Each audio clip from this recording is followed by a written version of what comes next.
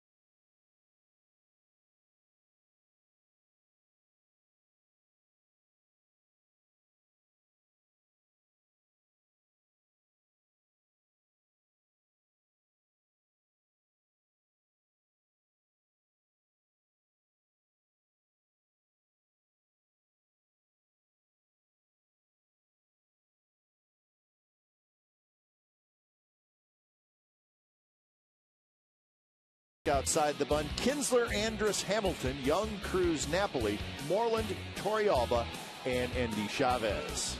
Well, the opening pitch is brought to you by Budweiser. Great times are waiting. Grab some buds.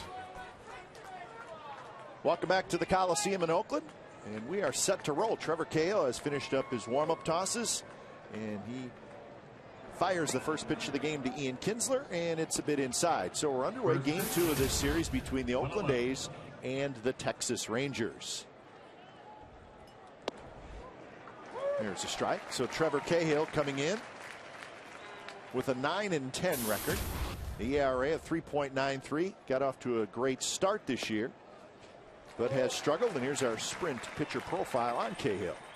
Yeah, I think that's one of the keys for Trevor Cahill. Get back to the beginning. He started out 6-0, 1.72 ERA in his first 8 starts. And just like that, Ian Kinsler strikes out. So that's how this ball game gets started. Cahill strikes out Kinsler. The other thing that he needs to worry about today is he's easy to run on. He's given up 25 stolen bases. That's second in the American League. Guys like Kinsler, Andrews, Hamilton, Cruz, Chavez can all run.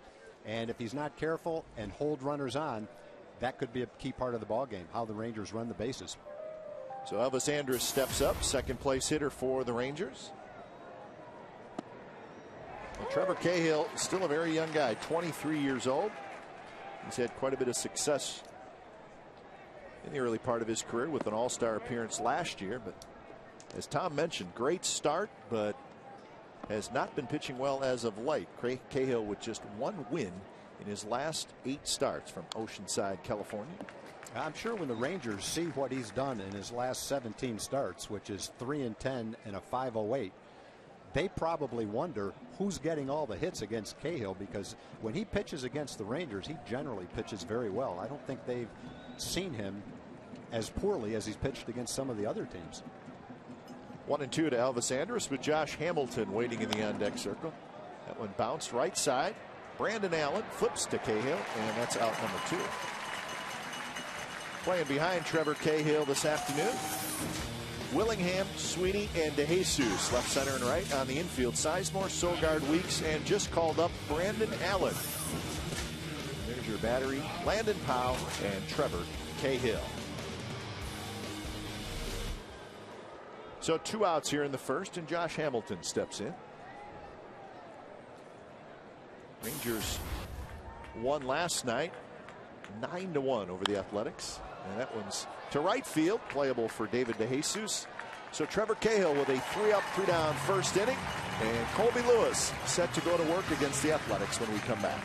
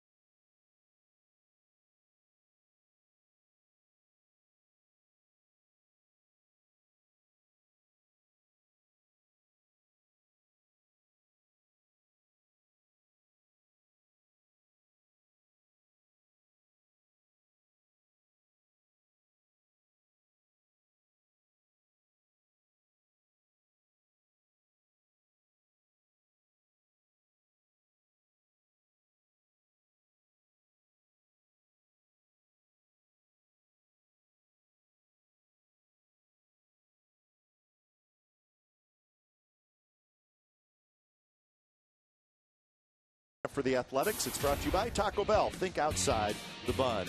Rookie Jamal Weeks will lead off, followed by Sizemore, Matsui, Willingham, DeJesus, Allen, Sweeney, Powell, and Sogard. A lot of left-handed hitters in that lineup today for the Athletics. Colby Lewis, the 32-year-old right-hander, looking for his 11th win of the year. 4.12 ERA. So pretty good pitcher. The number that jumps out is the 28 home runs allowed. Here's our sprint pitcher profile on Colby Lewis. Tom? A lot was made out of the addition of Cliff Lee to the Rangers staff last year, and he had a huge impact. But people may forget the impact Colby Lewis had during postseason. He was 3-0. He beat the Yankees twice in the ALCS, and he won the only World Series games for the Rangers against San Francisco. The other part, as with Cahill allowing teams to run, Colby has allowed the long ball this year. He's given up 28 home runs. That's the most in the American League. 20 of them, however, have been solo home runs. And in a game with Cahill pitching against the Rangers, where you think it may be a relatively low-scoring game, long ball could play a part. First pitch to Jemiah Weeks is hit into the right field corner. Weeks is very fast, and he's going to have an easy triple. So Jemiah Weeks with a triple, and for Weeks, that is his 7th triple of the year. So that's how the bottom of the first starts for the A's. Well, first pitch, Colby, inside fastball. Not a terrible pitch. It was up a little bit, but Weeks with a really quick bat. Hits that ball hard into the corner, and the way he can run, as soon as it did get into the corner, that was a triple. Good young top of the order guy for the A's. High draft choice. You can see the physical tools that the A's like. Quick bat, a lot of speed. And a slide just for the heck of it. Get his uniform dirty. 7 triples in 56 games for Jemiah Weeks. And here's Scott Sizemore. He swings and misses.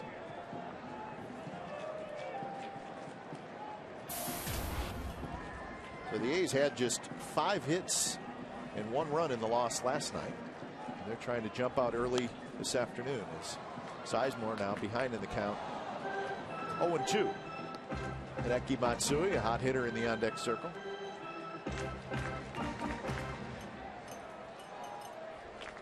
.236 with 5 homers, 31 RBIs for Sizemore.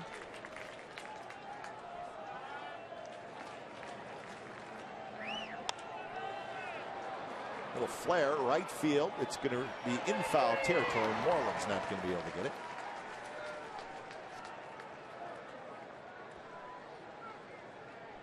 Sizemore coming over from the Tigers earlier this year.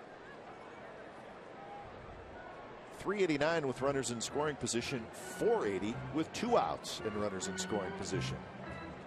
And he has settled in as the everyday third baseman for the Athletics. Remember Kevin Kuzmanoff, who led the A's last year in home runs and RBIs, got off to a horrible start. And the A's sent him to the minor leagues. And Sizemore has taken over at third base. Kuzmanoff still in the minor leagues.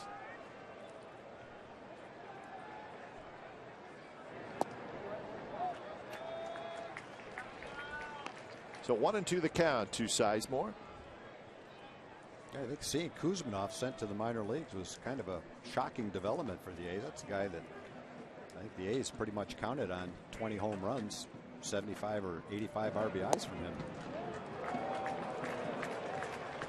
Very close pitch. In fact, Torrealba, just by looking at how he got up and tossed the ball back to the pitcher, he had to think this was a strike, and it was a pretty good pitch. Well, if that's a ball, his glove was out of the strike zone because his glove never moved. Foul back by Sizemore.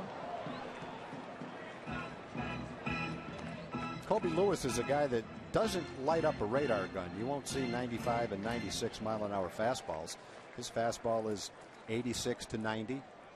But when you combine it with all his off-speed pitches, it's still an effective fastball. And the key is, he will tell you right off the bat, I have to locate my fastball to be successful. But I think you could put him in the strikeout pitcher category. 196 strikeouts last year. This year, 120 and 146 innings. So he knows how to strike people out. Yeah, and it's just a great example, Glenn, that you can strike people out without having a 95 mile-an-hour fastball. He's got a good breaking ball. He's got a good slider, good curveball. Occasionally he'll have a really good changeup. But he likes to get ahead with his fastball and then put a hitter away with a hard breaking ball. For right-hand hitter down and away, left-hand hitter down and in. That's generally his strikeout pitch. Terrific job by that man. Nick Maddox, the pitching coach for the Texas Rangers. Another 3-2 pitch, and that one's lined to Kinsler. So that's out number 1. Weeks stays at third. Defensively for the Texas Rangers today, Hamilton, Andy Chavez, and Nelson Cruz in the outfield. Young, Andrus, Kinsler, Moreland on the infield. So Torrealba is the catcher, Colby Lewis on the mound. So there's your defense for the Texas Rangers.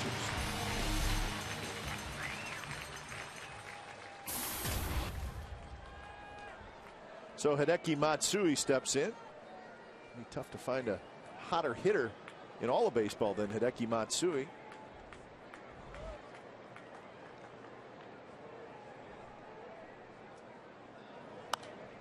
And this one's popped up foul.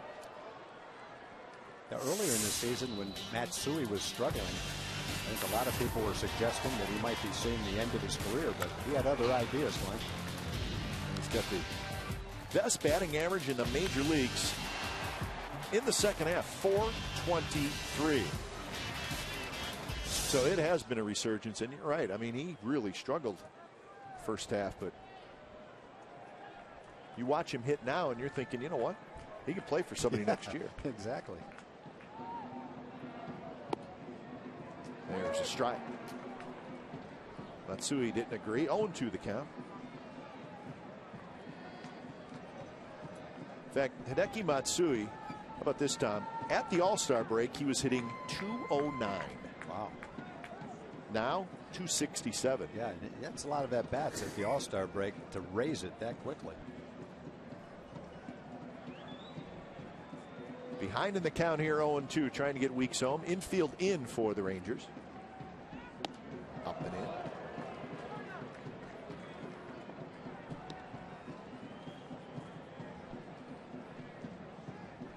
Kobe has definitely established his fastball in this at bat to Matsui.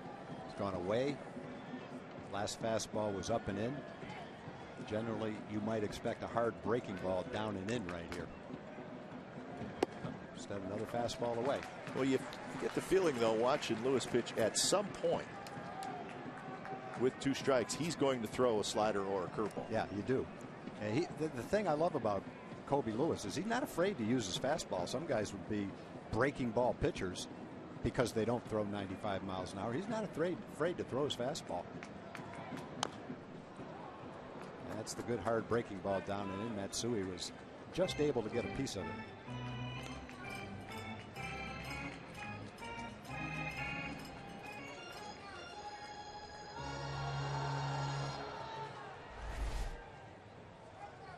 And this will happen a lot with Kobe Lewis. When you throw that hard slider down and in, when they do make a little contact, they'll beat it right down into the ground. That time Matsui beat it down right into his right ankle.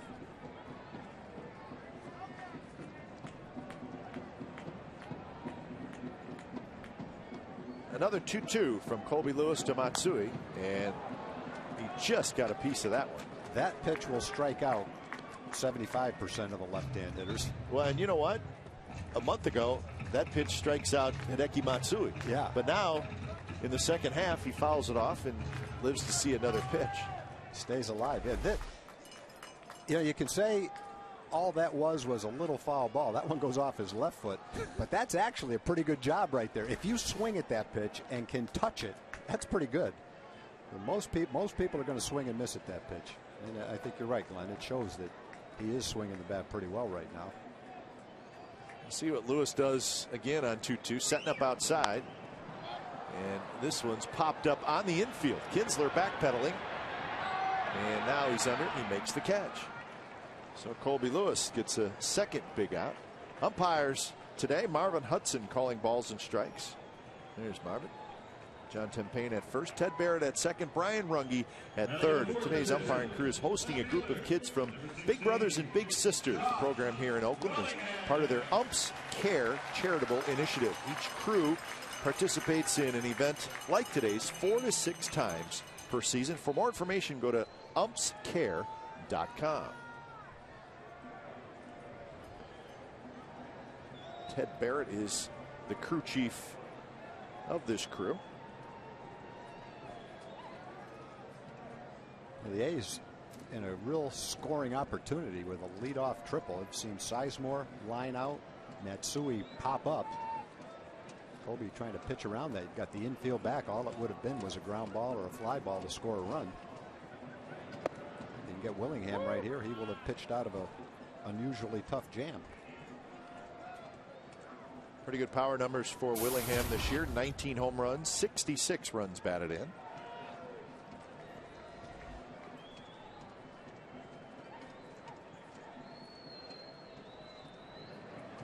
Way outside. A left-handed hitter, David DeJesus, is in the on-deck circle. Lewis has been especially tough on right-hand hitters. Right-hand hitters hit below 200 against him. He has the 4th lowest right-handed batting average in the American League. Would you say that's because of 2 good breaking balls that he has? I think that's the reason. He throws, when he's throwing well, he'll throw a bigger breaking ball, more like he'll throw a curveball, then he'll throw 2 types of sliders. One breaks down a little bit more, and one is a little harder that goes across. And I think they're really tough pitches. Long run for Nelson Cruz, but he's going to get there near the line, side retired. So Colby Lewis works out of a runner at third, nobody out jam, and the A's do not score.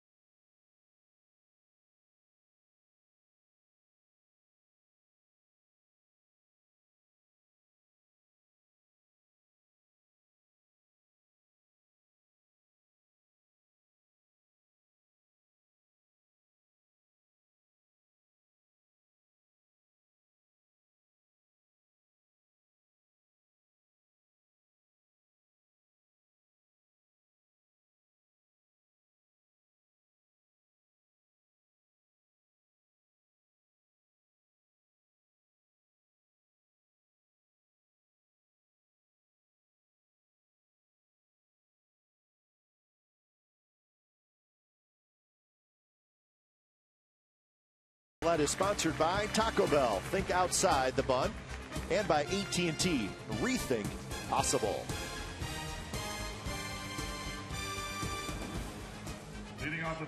No score, top of the second inning. It'll be Michael Young, Nelson Cruz, Mike Napoli for the Texas Rangers. Trevor Cahill for the Athletics had a 3-up, 3-down first inning. Terrific numbers for Michael Young. 335, 78 RBIs. And it's still hard to imagine that there was pretty heavy trade talk involving Michael Young in spring training. 3rd in the league in hitting. 7th in RBIs. I think the Rangers were thinking when they signed Adrian Beltre, Beltre would play third base. Michael Young had been the third baseman. He's making a huge salary. I think they thought it might be wise to try to trade him, let Beltre play third base, and find a DH. Fortunately, Michael agreed to play third base to DH. The Rangers decided not to trade him, and Michael's been the most valuable player for the Rangers this year. Young grounds out. And it all got ironed out in spring training. There were some hard feelings going into spring training, but that was all smoothed over. Michael, being the professional that he is, has accepted his role. Ron Washington has found him playing time at second base, first base. Now with Beltre hurt, Young will play third base for probably 5 or 6 weeks total. I think he's getting a chance to play in the field a lot more than he thought he would. And he's having one of his best seasons.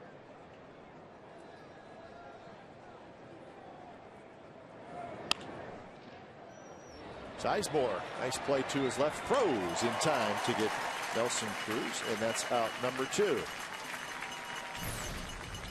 All right, time now for a DirecTV game break. This is in Toronto earlier today. Edwin Encarnacion, very first inning, a 2-run homer on Jared Weaver. And it did not get better. This was later on in the ballgame, a grand slam for Adam Lind, his 20th home run of the year. Jared Weaver took a pounding today. 4 2/3 innings, 8 runs allowed, and he gave up 3 earned runs. So the final score in that game was the Blue Jays 11 and the Angels 2. So before this game even started, the Rangers said, hey, we picked up a half a game, and they now lead by 2.5 in that AL West. So get every MLB game and the most in high definition. Call 1-800-DIRECT-TV. That's about 5 starts worth of runs for Jared Weaver. That doesn't happen to him very often. Mike Napoli, the hitter. Well, last night Irvin Santana was terrific, and he led the way in the Angels beating the Blue Jays last night, but different story tonight. So that series even up at a game apiece.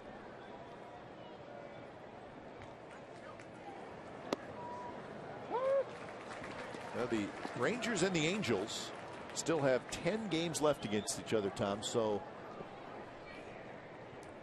your lead is 2-3 games, but you know you're still going to play the team chasing you that many times, and you know they're a good team. Well, I guess that would be pennant race baseball then. That's pennant race baseball, and I think the Rangers fully expect it to go down to the wire.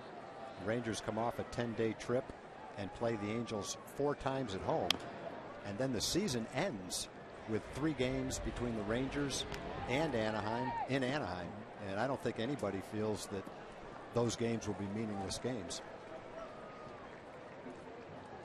And if you're looking forward to those last 3 games, it'll probably be some form of Santana, Heron, and Weaver for the Angels. Big bouncer to Weeks. So 3 ground ball outs for Trevor Cahill. He's retired the first 6. He faces bottom of the 2nd coming up. No score.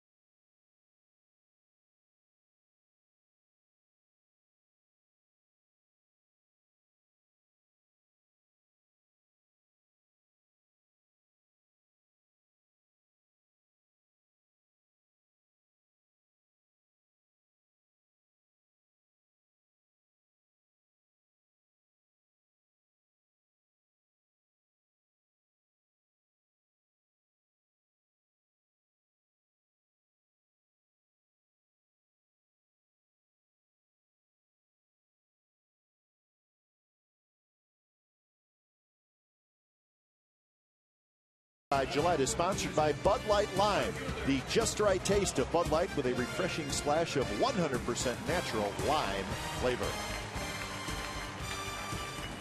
Beautiful day here in the Bay Area, 70 degrees, and it is sunny, not a cloud in the sky. The cool weather of Northern California, a little bit different than the weather in Arlington, Texas, where it has been a hot, hot summer. A lot of games for the Rangers starting with triple-digit temperatures.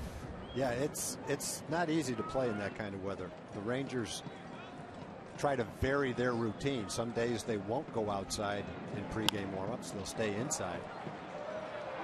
Cruz coming in, he's got it. But I think Ron Washington feels you have to get used to the weather, and so at least every other day they go outside and work out. I think the Rangers have always felt as tough as it is to play in that weather. It has to be tougher for the visiting team who's not used to it when they come into town. You come out of the air-conditioned clubhouse and 105 degrees hit you in the face. That's a wake-up call, boy. A lot of the games end at 10:30, 10 o'clock at night, and it's 98 or 100 degrees still. Well, this is Brandon Allen, his first at bat as an Oakland Athletic. He was traded by the Arizona Diamondbacks at the trade deadline for Brad Ziegler, the right-handed reliever. So Ziegler now with the first place D-backs, and Brandon Allen, big, strong left-handed hitter.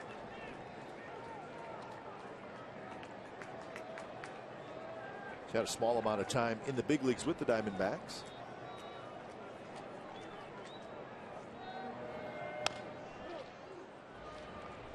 So the power is there for Brandon Allen. See if he can translate that to success at the big league level. I was looking at his AAA stats, and obviously the home runs stand out a little bit. He's got some power. The other thing that stands out in the minor leagues is that he walked quite a bit. He walked 66 times and had an on-base percentage of over 420. And I know that's appealing to the A's. He rips this one foul. And it's no secret, Glenn, that the A's are trying to develop some young guys to hit in the middle of the lineup. I guess they hope that Brandon can be one of those guys.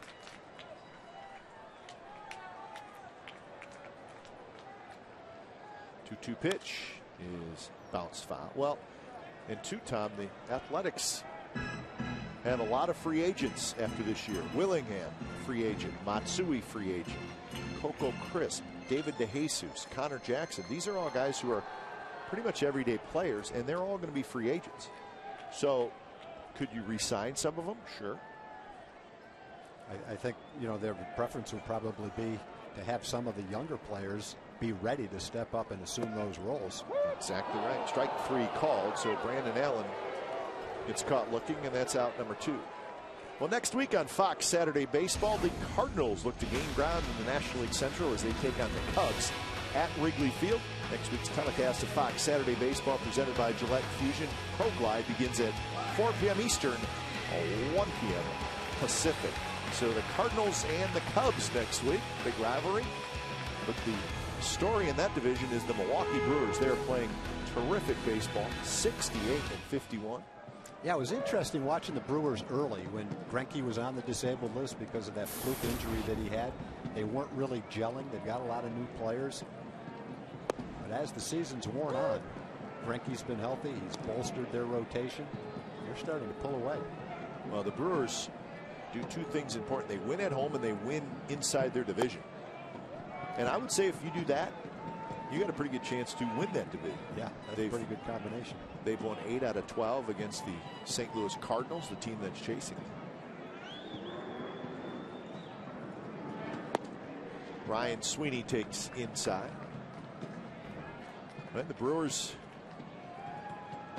have never won a World Series in Milwaukee.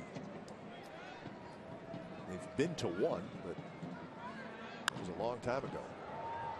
Lofted toward left. Hamilton fighting that sun, and he makes the catch. Side retired. So Colby Lewis has a 3-up, 3-down inning, and we'll return to Oakland after word from your local Fox station.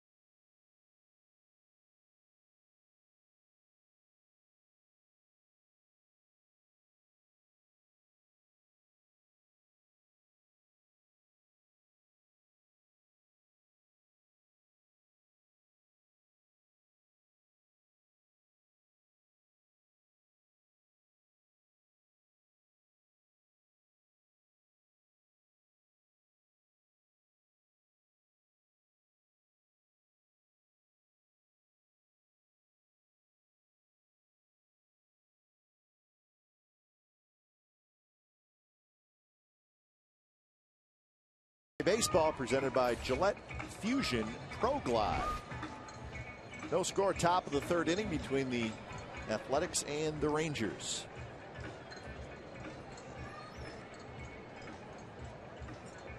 The Coliseum in Oakland, Tom, probably a little bit different look than it was when you played here, huh?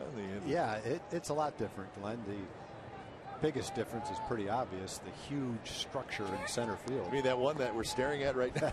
That thing we're staring at right now. It used to be a beautiful view of the hills out there.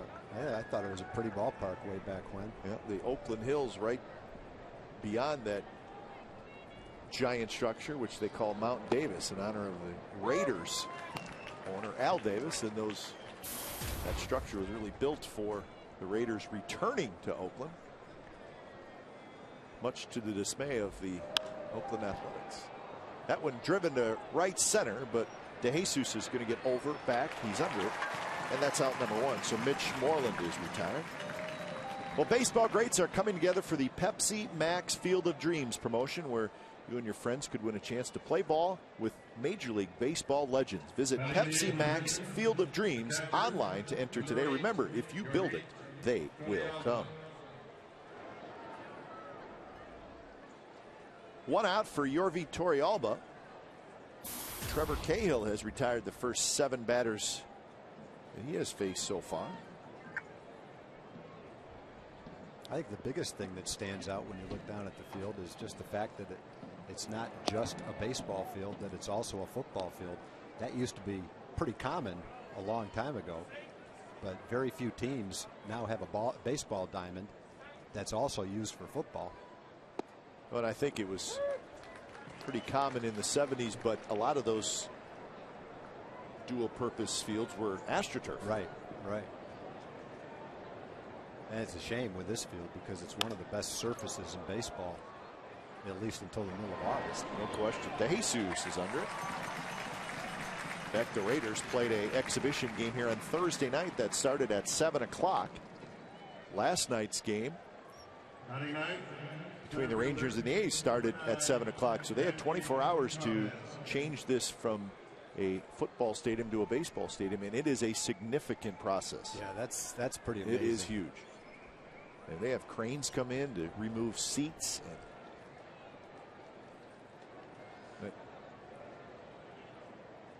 A's head groundskeeper Clay Wood knows what he's in for, and he does do a very fine job under tough conditions.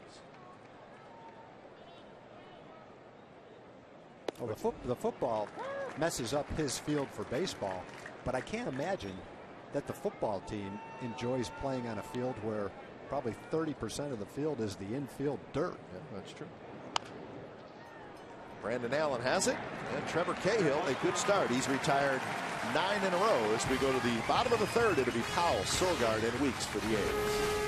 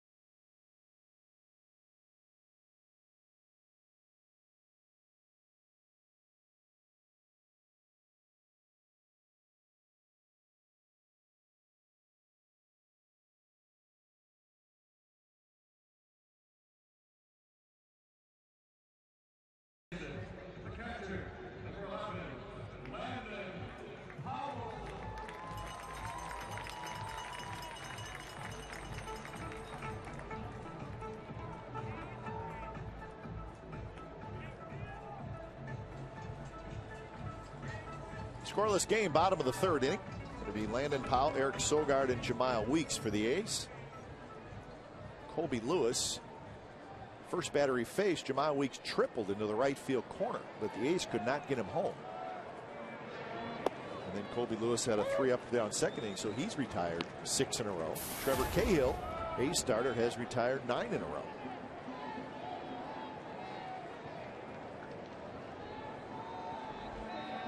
Kurt Suzuki, the everyday catcher for the Athletics, getting the afternoon off. Landon Powell getting a start.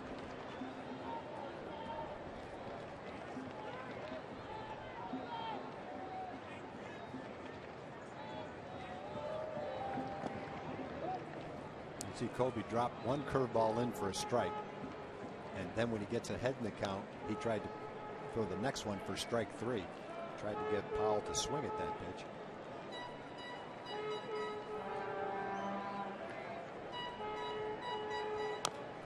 Was there anything better than a get it in curveball early in the count for strike? It's very, very effective, because not many hitters go up there saying, I'm going to look for a curveball. Most hitters are looking for a first fastball to hit, and you drop the curveball in for a strike, and the hitter goes, man, now I'm behind in the count. What's he going to throw me now? I think it's very effective if you can throw the curveball for a strike early in the count to get ahead. Well, I guess it kind of puts that pitch in the hitter's mind, too, and it keeps it in his mind the whole at bat. Yeah. Andy Chavez on the move, and he makes a nice running catch. I think Powell is retired for the first out. Chevrolet proudly supports the great game of baseball at all levels. See how they're making kids' baseball dreams come true across the USA at ChevyBaseball.com. You're talking about that curveball, Glenn, early in the count. The other thing about that curveball, it's not the pitcher's best curveball. It's a curveball that he throws for a strike. The kind of curveball that if you're ready for it, you probably can hit it. But you've seen that for a strike. Now you get behind in the count, and the pitcher throws you his good curveball, and it breaks a little sharper. It's a little bit lower, slightly out of the strike zone. You go to swing at it, and you go, man, that wasn't the same one I saw before, as you're walking back to the dugout. Yeah, that's a great call, because you see it a lot with young pitchers. They'll throw that real hard slider and get a swing and miss early in the count. But then when they really need the swing and the miss later in the at-bat, they don't have that good slider again, or they've already used their best one. I think the key for Colby, and the reason he gets a lot of strikeouts, is when he gets ahead in the count and he throws that hard breaking ball, he throws it out of the strike zone, but slightly out of the strike zone so that the hitter swings at it. With younger pitchers, so many times they try to make the perfect pitch. They pull it down, in, and in the dirt, and the hitter's not even tempted to swing at it. It's kind of a wasted pitch.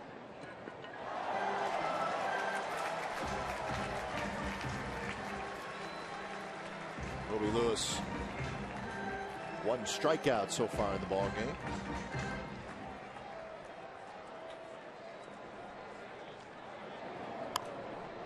Eric Sogard.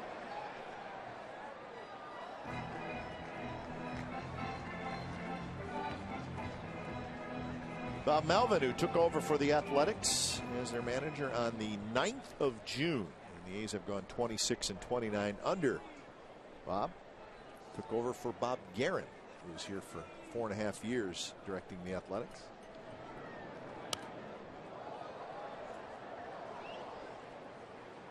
And of course, Ron Washington, who's done a terrific job with the Rangers, leading them to the World Series. Their first ever trip to the World Series last year. Came up just a bit short, but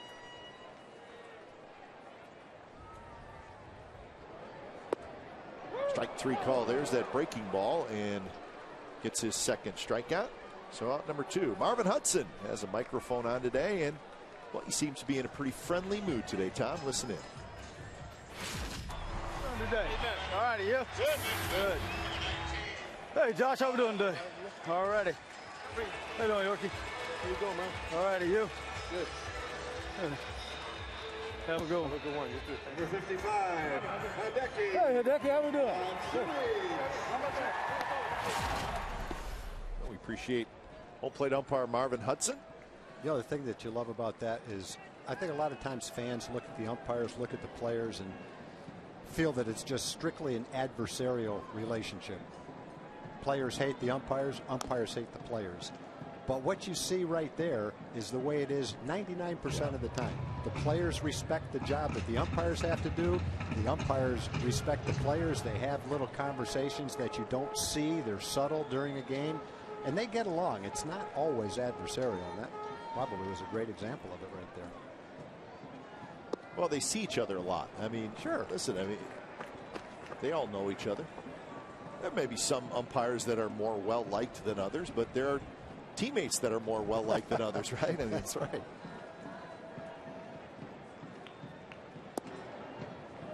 And it's no fun to be out in the field near an umpire and have a bad relationship with him. The umpire doesn't want to feel that either. First 55 games of his A's career, Jamal Weeks has 65 hits. That's very good. Only Ben Grieve has had more, 66 hits in his first 55 games. Didn't know that. My partner's son, #1 draft pick of the A's. How's Ben doing? He's doing good. He and his wife and 3 children just moved to San Diego. All right. They were living in Dallas. They moved to San Diego. He's doing great. Last night during the ball game, we showed that graphic, and at the same time Stomper was in the picture, and so I was hoping Ben wasn't listening to the game, and I mentioned that was one of his nicknames when he played for the A's. Stomper, the A's mascot. Eh? Yep. And they used to make fun of his ears. He had fairly large ears when it came to a point. I told him we used to call him Dr. Spock when he was a little boy because of those ears. Swing and a miss. Kobe Lewis, a couple of strikeouts in the third, so both pitchers look like they're on top of their games. No score as we head to the fourth.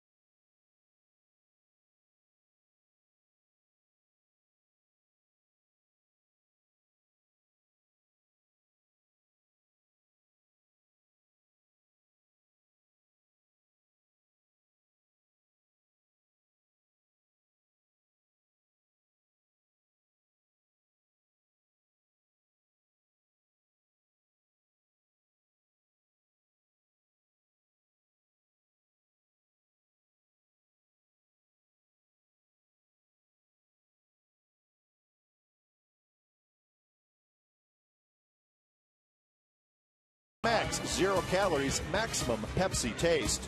By Geico, 15 minutes could save you 15% or more on car insurance. And by Sprint, all together now.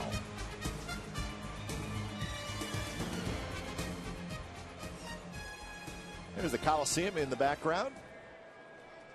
So a pitcher's duel early on between Trevor Cahill and Kobe Lewis. No score. It's the 4th inning. Trevor Cahill has retired 9 straight to open up this game. This one's lofted to left. Willingham now going back at the warning track. He's got it, and that is out number 1. And we talked to Bob Melvin and asked him about his starting pitcher this afternoon, Trevor Cahill. No, it looks good, getting ahead, mixing all his pitches, both sides of the plate. I think both pitchers look that way at this point. Bob, we were talking about the field and football. How does the way that the field is affected by football affect you and what you have to do as a baseball manager? Well, we didn't get to hit on the field yesterday. After a 10-day trip, you come home and want to hit on the field, but it's just something you have to deal with. A lot of places do. The outfield sometimes gets a little spotty. Our ground crew does a great job, though. I saw this place at noon yesterday. I didn't think there was a chance it was ready by game time, and you know, Clay does a terrific job, and really the field looks good. Hey, Bob, I know you didn't hit, but you did take infield practice today. That's something most teams do not do anymore, but you want to do that more often with your team. Yeah, especially when you hit in the cages. You don't want to go out with a cold glove, and you know, we've had some defensive problems over the course of the season, so we want to make sure we stay on top of that. All right, Bob, thanks for joining us. Good luck the rest of the game. Thank you, guys. Well, just as Bob Melvin said, we've had some defensive problems this year on the infield. Eric Sogard throws one away. It's pretty routine play. He fields it cleanly. He throws on the run, which shortstops do frequently. Ball just sails on him. It's up the line. And Andrus is safe at first and takes second on the overthrow. Nothing unusual about it. That's a play he and all shortstops will make 95 or 98% of the time. Just didn't make it then. So it is an error. He's made a couple of errors last night. Like both these teams, I think in spring training, both teams felt like they would be very good defensive teams. And that has not necessarily been the case. Maybe the Rangers, that one headed for the seats is the bat. Don't try to catch it. No, get out of the way. Get out of the way and guard your children.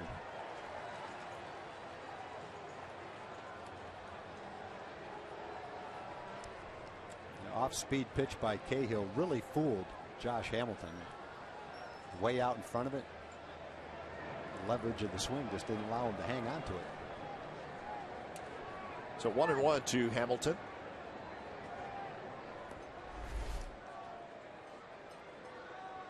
Curveball, and you can see the bat fly. You can also see Cahill concerned about Andrus at second base. We talked about the stolen base being something that's hurt Cahill this year. And Powell picks it up, throws to third, and now Andrus is in a rundown. And the tag is put on. So Landon Powell kind of backhanded it. He kept it in front of him, and I think Andrus thought it was going to go by him. Well, the Rangers are very aggressive on the bases. They get a good secondary lead, and when the ball's in the dirt, frequently they take off. That looked like a wild pitch. Andrus did not expect that ball to bounce right back into Powell's hand, and he quickly threw to third base, and he's fortunate he didn't throw that ball into left field. A line shot into the glove of Willingham. So the Rangers had a runner on second. They cannot get him home, and we're still scoreless.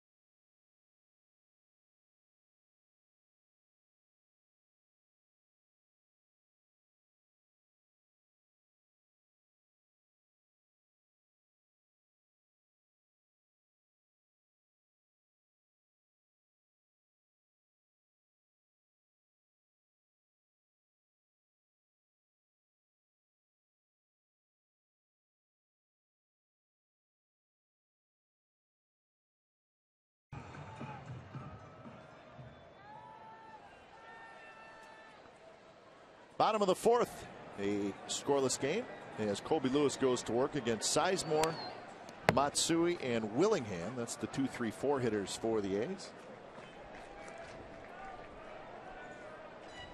A's have just one hit. The Rangers do not have a hit just yet.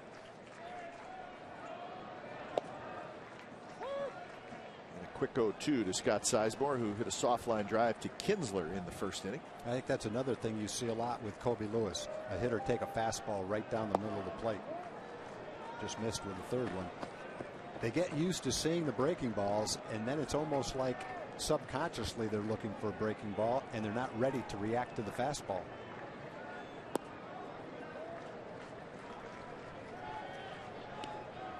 So 1-2 the count.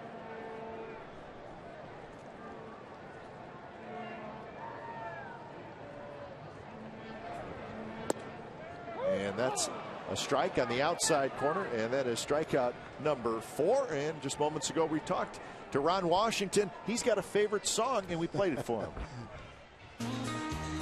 Well, Wash, we're playing this music for you. How does it sound, and what do you think of when you hear this? I think of the love that Texas had for Ron Washington.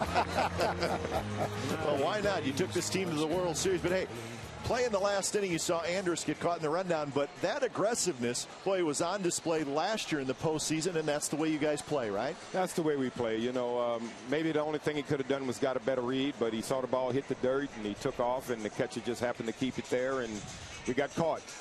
Ron, you've said many times your favorite kind of game is a 2-1 ball game. Looks like you might have one on your hands today. Yeah, both Kobe and Cahill are doing a good job out there of keeping everyone in check. So, you know, the first one that can get an opening and take advantage of it, I think that's where the game is going to be won. All right, Ron, thanks for joining us. Good luck the rest of the year, okay? Thank you. Thank you guys for having me. You know, that song, Glenn, comes from a song by Merle Haggard, That's the Way Love Goes. And Bob Simpson and his wife Janice, Bob is one of the Ranger owners, obviously loved Merle Haggard. They loved that song, and they rewrote that song to That's the Way Baseball Go, which is one of Wash's statements that the press has taken to, the fans have taken to. In fact, there's T-shirts that say That's the Way Baseball Go. And Merle Haggard rewrote and re-sang the song. Bob Simpson wrote it, he sang it, and Bob presented Ron Washington with a tape of that song before a game. His first time Wash had heard that song, and the smile on his face really showed that he did feel the love that Bob Simpson and his wife Janice had for him, and as well as the whole Metroplex and all the fans that Ron has in Texas. He's become a very popular manager, and I know he really appreciated Bob and Janice writing that song for him, and Merle Haggard singing it. Doesn't get much better than that. What a great story.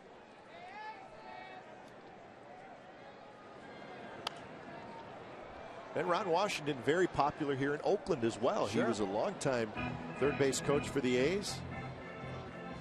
In fact, he left the A's for the manager's job with the Texas Rangers. But boy, a lot of the infielders credit much of their success to Ron Washington. Not only a great manager, but a terrific infield instructor. Well, I can remember that Eric Chavez, when he won a Gold Glove, won more than one, but one of them he gave to Ron Washington. There you go. What does that tell you? Yep. 3-2 to Hideki Matsui, who popped out in the first inning. Did that with a runner at third and one out. And there's the breaking ball and another strikeout. That's 4 consecutive strikeouts by Colby Lewis. Yeah, and I don't think you'll see an at-bat where you see more variety and what makes Colby successful. Comes back with takes something off his slider. So not only the movement of the slider, but the speed of the slider just really fooled Matsui. Had him out in front of it and had him swinging and missing. Well, both pitchers at the top of their game right now. Cahill, as we mentioned, had been struggling. He's not struggling today. Doesn't generally struggle against the Rangers anyway. And Colby Lewis following up a pretty solid start in his last start with his really good stuff so far in this ballgame. 11 in a row retired by Colby Lewis after giving up a leadoff triple to Weeks in the first. 0-1 to Willingham, who hit a fly ball to right field to end the first. Same pitch, another swing and a miss.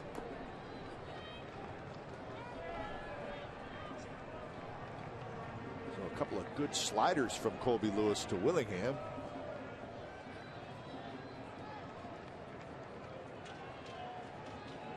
Setting up inside. And a fastball inside corner, strike 3 called by Marvin Hudson. So, in honor of Ron Washington, we'll go to break with a little Merle Haggard.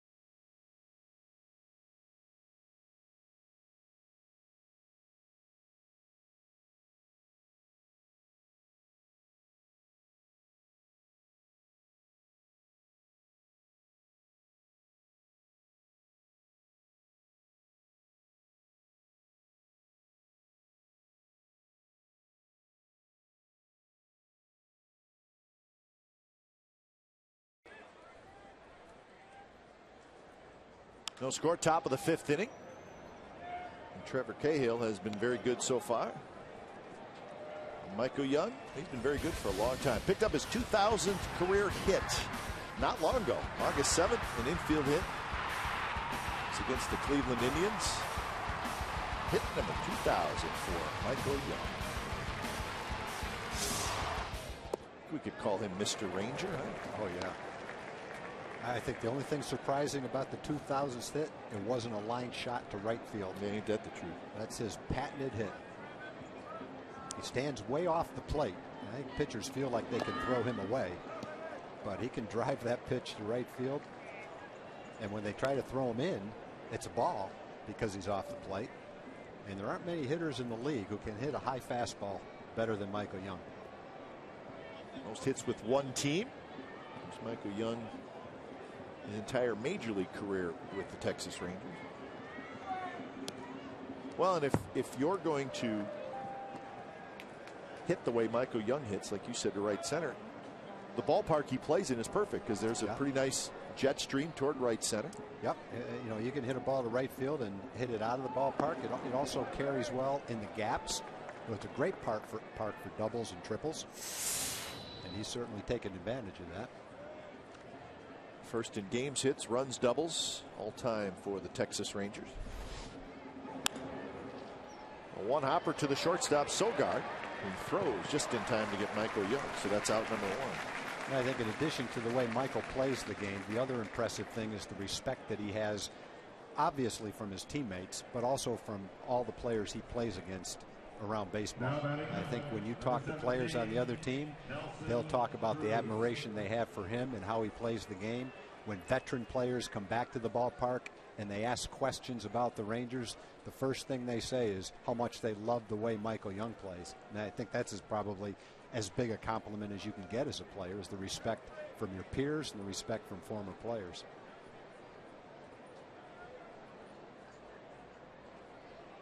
Well, people may think this sounds a little crazy, but you could make an argument that Michael Young is an MVP candidate this year. Yeah, I don't think it's crazy at all. I think generally MVPs come from winning teams. The Rangers are a winning team, and he's the Rangers' best player. Josh Hamilton has been hurt at times this year. Nelly Cruz has been hurt at times this year. Michael Young has been the one constant in the lineup from day one. He's basically hit .330 every day of the season. He's not a home run hitter. He only has 10 home runs, but he's among the RBI leaders because he hits in the mid 300s with men in scoring position. He's played third, he's played second, he's played first, he's DH'd, and through it all, he's been one of the strong leaders on the team again. So I don't think there's any doubt that when you talk about MVPs, his name should be in the conversation. Sogard ranging far to his left, throws a little bit high, but Allen has it. Side retired. So Trevor Cahill has not a lot of hit through 5 innings. Bottom of the 5th coming up, no score.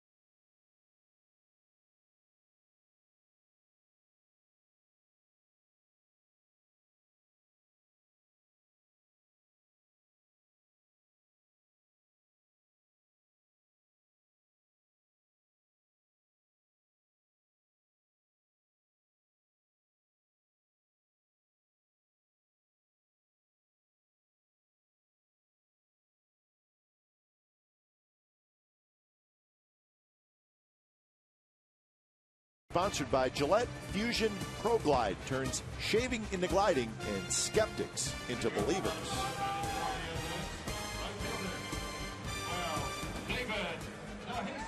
Lots of zeros across the board, no score, and just 1 hit in the game. We reached the bottom of the 5th inning from the Coliseum in Oakland. Well, Glenn, if you came to the ballpark today wanting to see a pitcher's duel, you got it. Indeed. You're seeing 2 really good pitchers at the top of their game. Colby Lewis has 5 consecutive strikeouts. Trevor Cahill, you saw all the zeros on the scoreboard.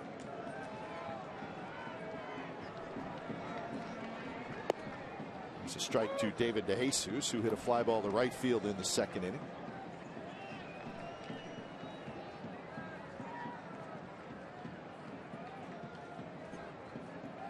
Three left-handed hitters against Lewis here in the 5th. Brandon Allen to follow, and then Sweeney.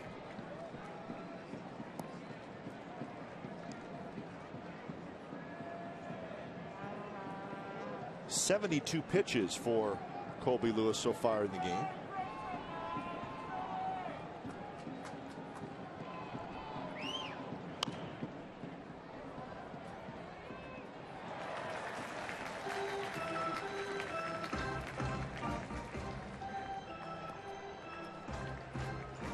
See the difference in pitch count. Yeah. Kobe's is a little bit higher because he's got the strikeouts.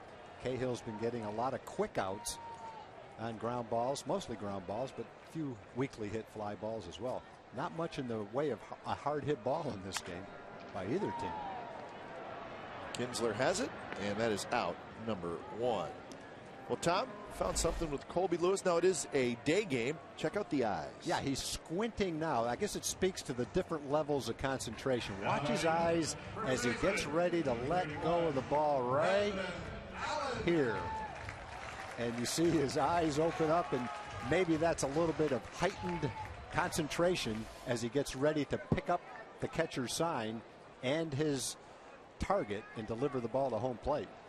Great camera work. Well, I guess you'd rather have it that way than the other way, right? Yeah, yeah. Where you're squinting right before you're getting ready to throw the ball. Where's the hitter?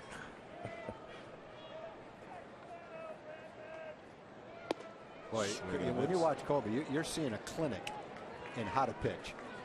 Court, it helps to have the location of your fastball, which he's had today, both sides of the plate, a good curveball, and then a slider with pinpoint command of them. You just have the hitters talking to themselves as they go back to the bench because they don't know what to look for in the way of what kind of pitch, and then they have no idea where the location of it is going to be. Time now for a DirecTV game break. It's the Rays and the Yankees from Yankee Stadium. Derek Jeter with 3,000 hits earlier this year. At the bottom of the second inning, Jorge Posada, 2-run single. And the Yankees. It'd be great if they got some help from Jorge Posada. That would make the Yankees happy. Posada's really been struggling, but it gave the Yankees a 2-0 lead. So get every Major League Baseball game and the most in high definition. Call 1-800-DIRECT-TV. The Yankees leading that game 2-0 in the 4th inning over the Rays. They are trying to even up that series at a game apiece.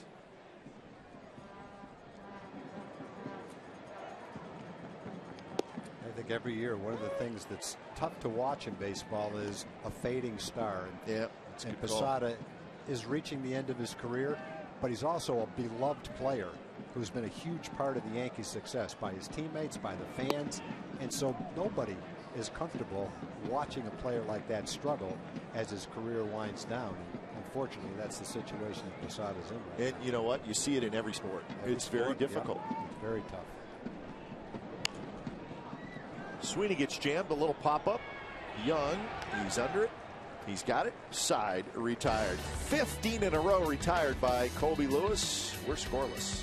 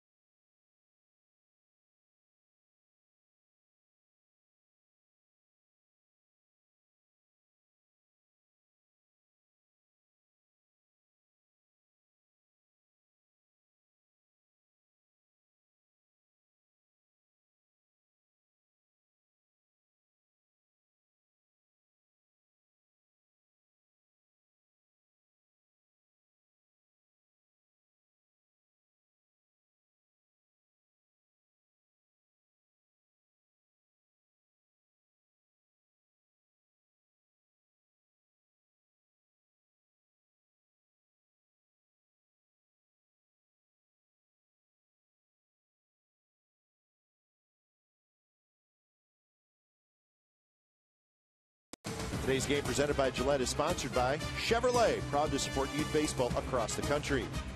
And by Burger King, the all-new BK Burger and Chicken Minis.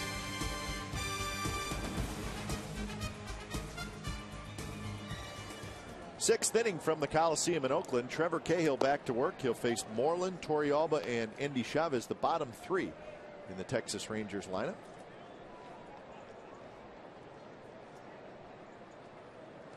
Well, Glenn, we were talking how Cahill has struggled in his last 17 starts overall, but that he hasn't struggled against the Rangers. This year in 3 starts, he's 2-1 with a 1.25 ERA. And even recently, he hasn't been pitching great. But I think when he faces the Rangers, it's just an entirely different story. He has their number. Sogard, the shortstop, back in short left field. He's got it, and that's out number 1. Well, tune into the MLB Network for the 2011 World Series Senior Baseball Championship game. It's tomorrow at 2 p.m. Eastern, 11 a.m. Pacific. Torrealba. Well, Tom, there's no secrets with Cahill and the Rangers. No. I mean, this is the 4th time he's faced the Rangers this year. Last year, he faced them 5 times. In 2009, he faced them 4 times. Yeah. So they know what they're getting. Yeah, they know exactly what they're getting. And it's a good example of it doesn't matter if you know a pitcher, if you know what the kind of pitches are that he throws, if he executes his pitches, and in Cahill's case, if he executes his sinker, throws it where he wants to, mixes in his changeup and his curveball, then he's going to be successful whether you know him or not. When he gets in trouble, and evidently what's gotten him in trouble over the last couple of months is keeping his sinker down and making that his most effective pitch. Today, it has not been a problem. The Rangers, I don't think, have hit a really hard hit ball yet against him. 1 base runner. Elvis Sanders reached on the throwing error by the shortstop. Watch Scott Sizemore, the A's third baseman, on the last pop-up that was caught by the shortstop. He has no idea where it is. He's glad that ball wasn't in foul territory. Would have hit him off the head. Help!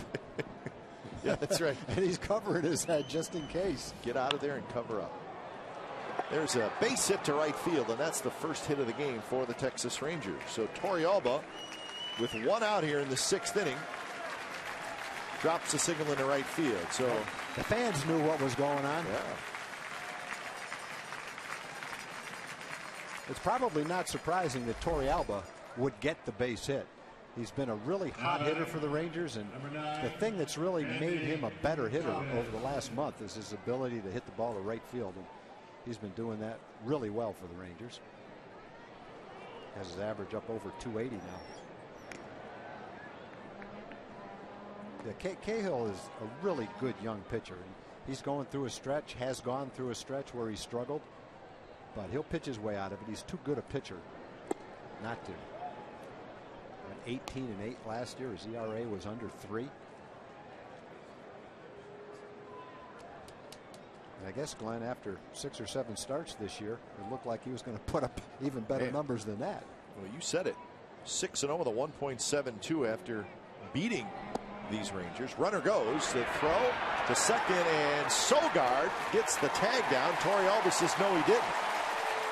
Ted Barrett is going to get an argument from not only Torrealba, but Ron Washington, who's coming out. Well, Powell's thrown out 2 runners with less than stellar throws. Got a beautiful play by the infielder. We'll see if he tagged him or not. On the hit and run, the throw is way off the mark. Sogard dives to try to make the tag. I'm not sure whether the second base umpire has a great look at it or not. Let's see. Not even close. Wow. So Ted Barrett missed it by a lot.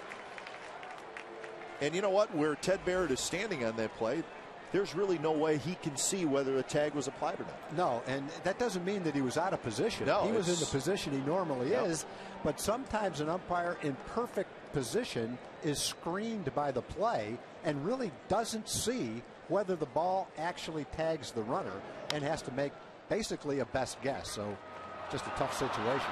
Weeks juggles and then throws it away. So it's going to be another error on the Athletics.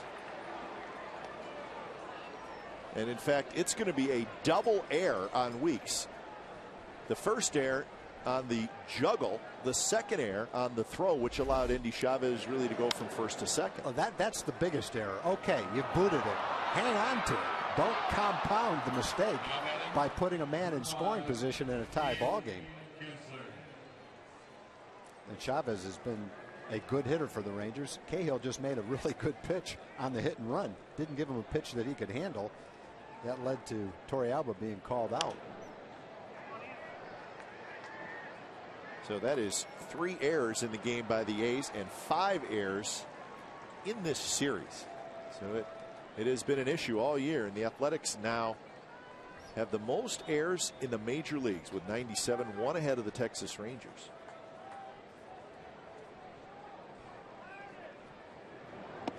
So when Bob Melvin talked about taking infield practice in our conversation with him, that's one of the reasons why, because they simply have not been a good defensive team this year.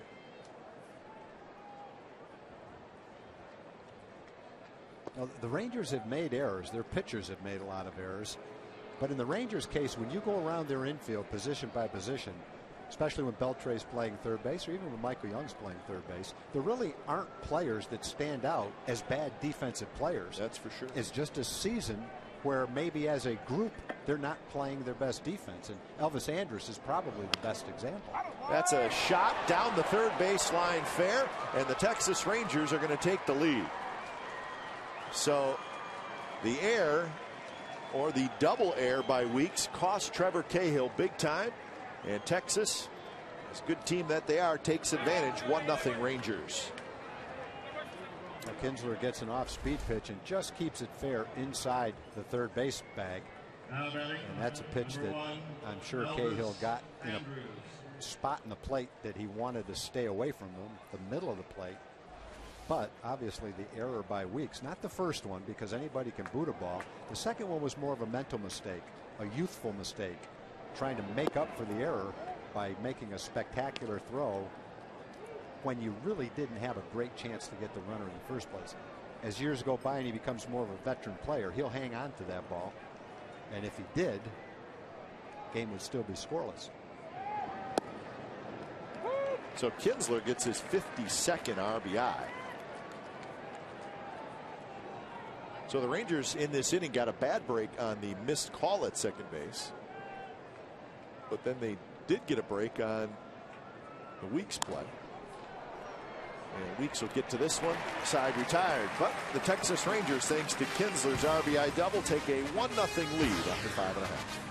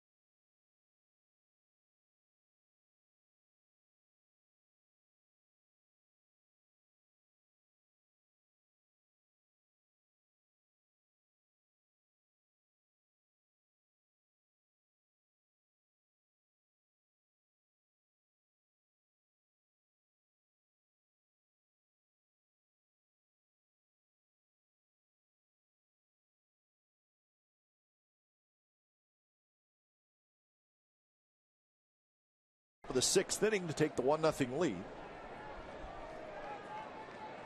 It'll be Powell, Sogard, and Weeks against Colby Lewis. Well, the story was Trevor Cahill, who did not give up his first hit till the 6th inning. But now the story is Colby Lewis, who has retired 15 consecutive hitters. Well, the first pitch of the game was hit sharply down the right field line by Jamal Weeks for a triple. And since then, it's been 15 up and 15 down, almost half of them on strikes. 7 strikeouts for Colby Lewis. And he's ahead in the count of Powell, 0-2. Powell hit a fly ball to center field in the 3rd.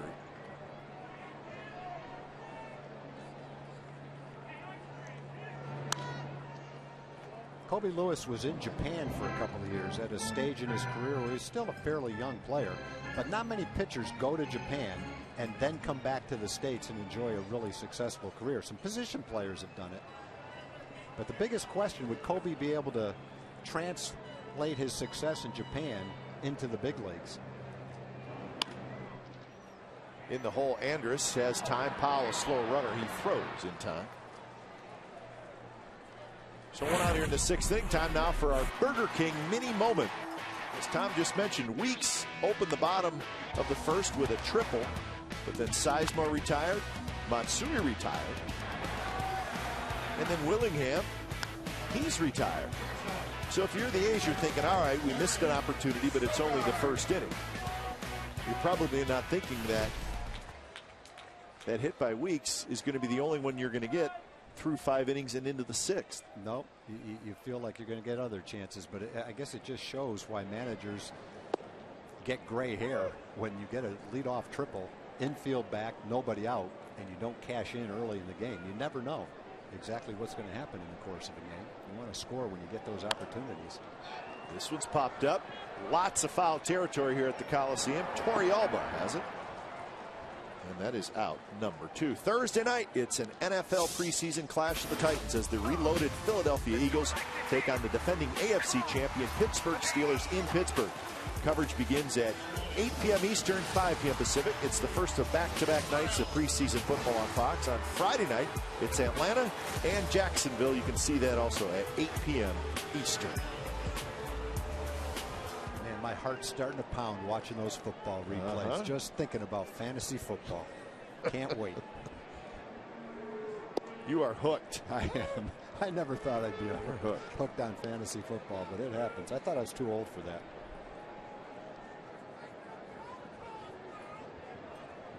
Getting back to Colby Lewis, he had pitched so well in Japan. There we go again. And watch Weeks. He can run. He hits the bag at first. Cruz digs it out, and Weeks is going to stop at second base. And with 2 outs, probably the right move by Jamal Weeks. Weeks has hit 2 balls on the inside part of the plate really well. Nice quick bat. Both of them hit well. And you see his speed. This time he decides to stop at second base. You're in scoring position either way. Score on a base hit from second, score on a base hit from third. A few more ways you can score from third than second, but it's not worth the risk when base runners have been so hard to come by.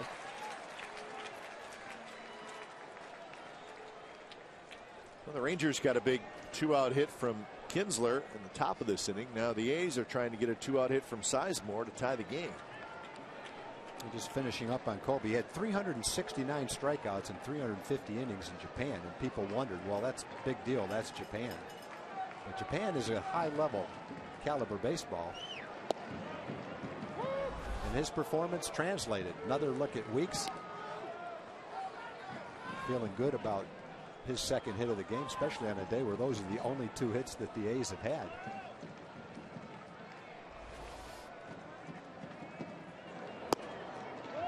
Just outside to Sizemore. And then Colby came back from Japan to the States and struck out almost a batter an inning here. 196 and 200 innings last year. So the results in Japan definitely translated well, and he's become a top starter over here now. He will tell you that he learned how to pitch over there. When he came up, he was a hard thrower, mid-90s, not a pitcher. Not in the mid-90s anymore. Now he's more of a pitcher. And probably today is maybe the best example that he's had this year. He's throwing all his pitches where he wants to as well today as almost any game this year.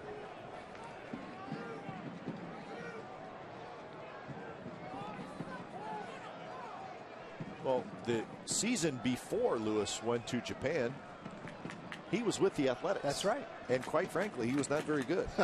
He had a 6.45 ERA in 26 games. Well, he had some injuries. I think he was rushed to the big leagues before he was ready. Never had a chance in my mind to really develop as most pitchers do. His development occurred in Japan. Yep, that's right. He developed into a pitcher over there. It's probably the best thing he could have done. He'll say what a great experience it was for him. But the Rangers did an excellent job of scouting to sign him to a reasonable multi-year contract, which covers last year, this year, and next year. So it's like really, well, it is. It's signing a free agent pitcher who's pretty good. And as you said, it's a pretty cheap contract. Yep, and that's you don't hard have to to do. give anything up to do it. Yeah, no, it was a great sign. Worked out great for Kobe. Worked out great for the Rangers. 1-2 to Sizemore, who has lined out and struck out. Got him again. Slider, and Colby Lewis has 8 strikeouts. A's do not score. Josh Hamilton, the reigning AL MVP, will lead off the 7th when we come back.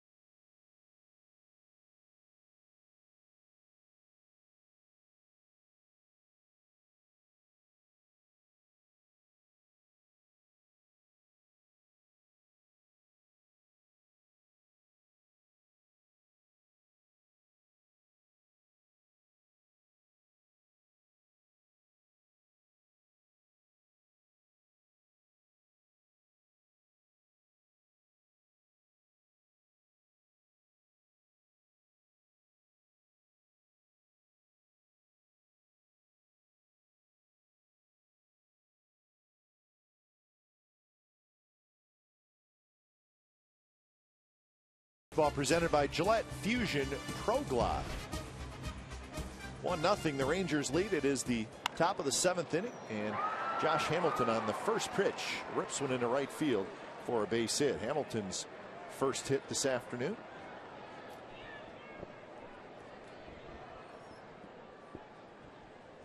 We talked about Michael Young getting his 2000th hit. Now batting, Quickly he did it. These are guys who have reached the 2,000 hits, and how many games it took them to do it. The other thing that stands out, Glenn, is how many of them are Hall of Famers or soon to be Hall of Famers. There's Michael Young. Wow. 2,000 hits in 1,621 games. Think about it. That's almost the same amount of games that Pete Rose needed to get to 2,000 hits. Yep. Wow.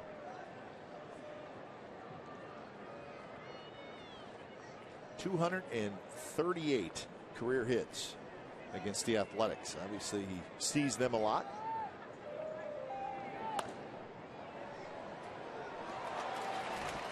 It's really simple. he's a really good player. Yeah. I mean, he's just a good, solid player. You ask other players about Michael Young or other. I've talked to managers who said, love that guy. Love the way he plays. I think 34 years old. The things that stand out, Glenn, are number one, mental toughness, focus, steadiness, the ability to play when he's hurt. He played 1 year with a couple of sprained wrists toward the end of the year.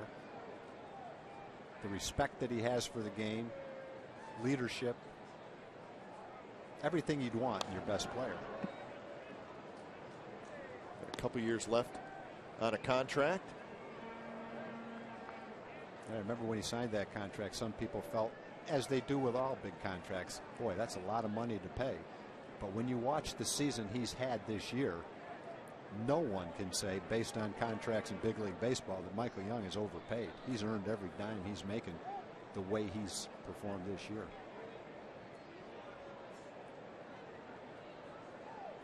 One and two the count to Young with Nelson Cruz in the on-deck circle.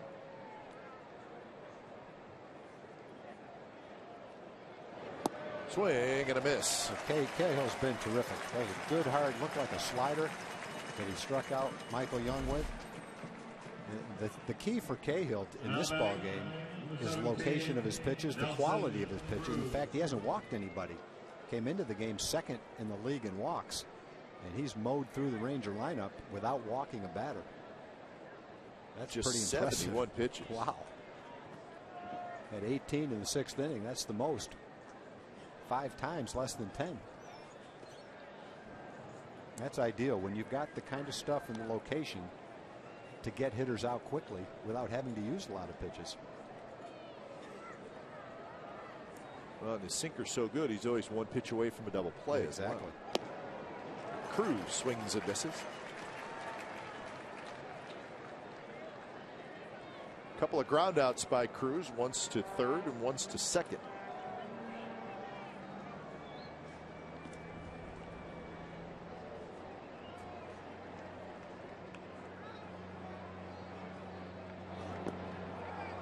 Going to go to the backstop. Powell went to the backhand, could not come up with it. And that turns out to be a big 90 feet because of the potential double play ball that Cahill could get. That is now gone. In a close game, every base counts. All you have to do is look at the only time the Rangers scored. And that's a ball I think if Powell could do it all over again, he might step to his right, shift his weight, get down on both knees and block it. He tried to backhand it and wasn't able to do it. Just a bit low. So 2-1 with Mike Napoli in the on-deck circle.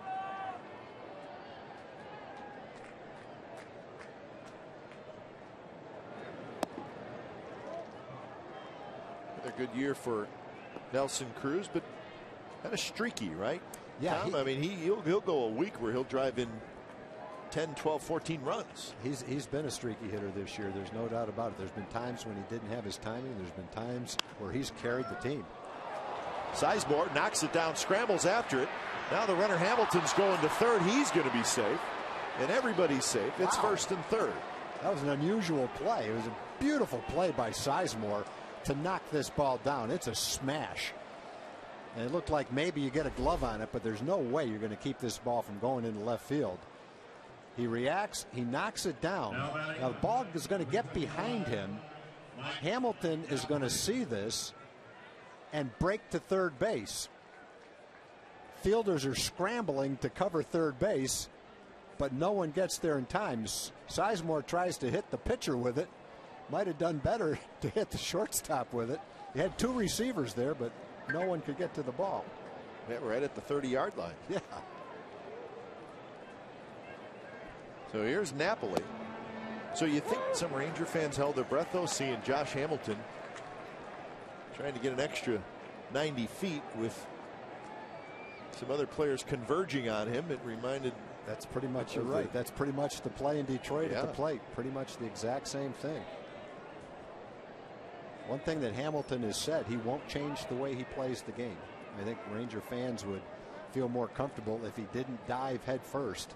But he says he can't play that way. He reacts. He plays hard. It's the way he's always played, and that's the way he's going to continue playing. And so Ranger fans will hold their breath every time he does that, as you said. Napoli rips one to left, and that's fair, and that's going to drive home Hamilton. Cruz to third. He'll stop there. Napoli with a double, and the Rangers lead 2-0. So the Rangers have figured out Trevor Cahill here in the 7th. Well, one of the things that's hurt Cahill over the last couple of innings is he's losing the location with his pitches. That looked like maybe a slider that just spun up there, and it's chest high. That allows Napoli to get a good rip at it, make good contact. Until really the end of the 6th inning, he hadn't made mistakes like that, and the Rangers hadn't hit any balls hard. But recently, the balls have started to elevate into the good part of the hitter zone, and Ranger hitters have taken advantage of that. Infield in, Mitch Moreland. It's a hard ground ball to Allen, who grabs it, and the runners have to hold. So Moreland is retired. Allen didn't have time to think on that one. That was hit just like the one Cruz hit to third base. Movement now out in the A's bullpen. The left-hander Brian Fuentes gets out. Number 8, Torrealba. So here's Torrealba. Latino de los Santos joins Fuentes out in that A's bullpen. Darren Oliver in the Rangers bullpen. First pitch to Yorvi Torrealba. Swing and a miss. That's where he was trying to throw that pitch to Mike Napoli. Just never got it there. Saw Darren Oliver warming up for the Rangers. He's still warming up. So generally, a veteran pitcher like Oliver at this stage of the game wouldn't be throwing like that if there wasn't a strong chance he was going to see some action.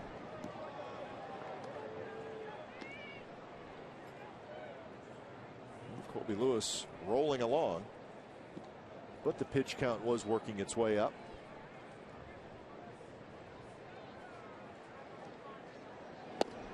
Strike, good pitch by Cahill right on the outside corner. He's facing a hot hitter. Torrealba has 19 hits in his last 43 at bats, and that is the 11-game hitting streak. So production from the bottom of the order as of late for Yorvi Torrealba.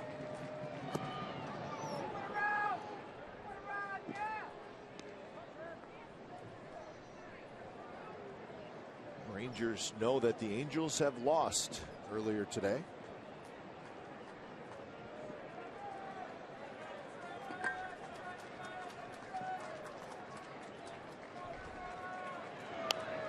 Torrealba pops it up. It's going to reach the seats.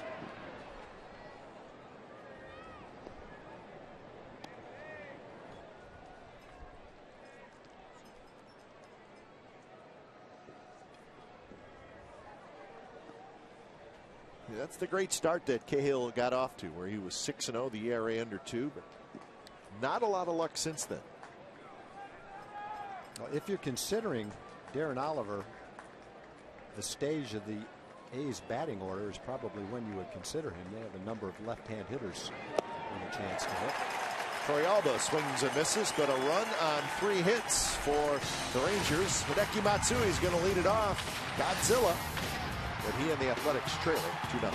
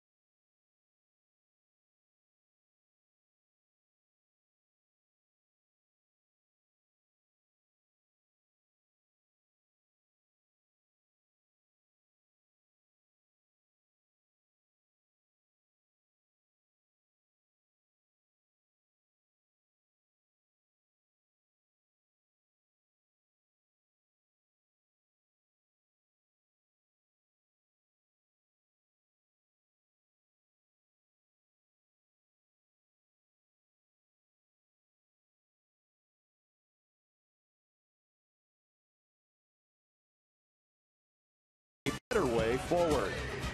By DirecTV. Now get DirecTV's best offer of the year. And by Travelers. Insurance for auto, home, and business. Colby Lewis back to the mound, bottom of the 7th inning. Hideki Matsui swings at the first pitch, skies it. Andy Chavez and Hamilton. Chavez struggling with the sun, so Hamilton takes over. So that is out number 1. A pitcher's duel this afternoon. Trevor Cahill had a no-hitter.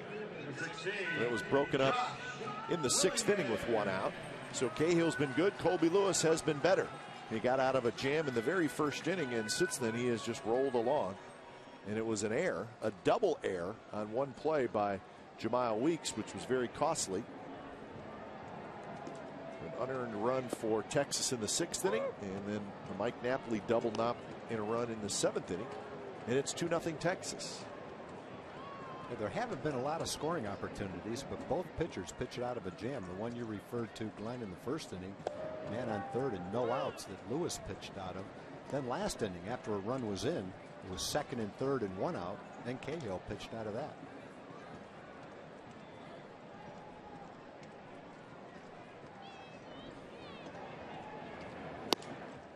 Fastball is outside.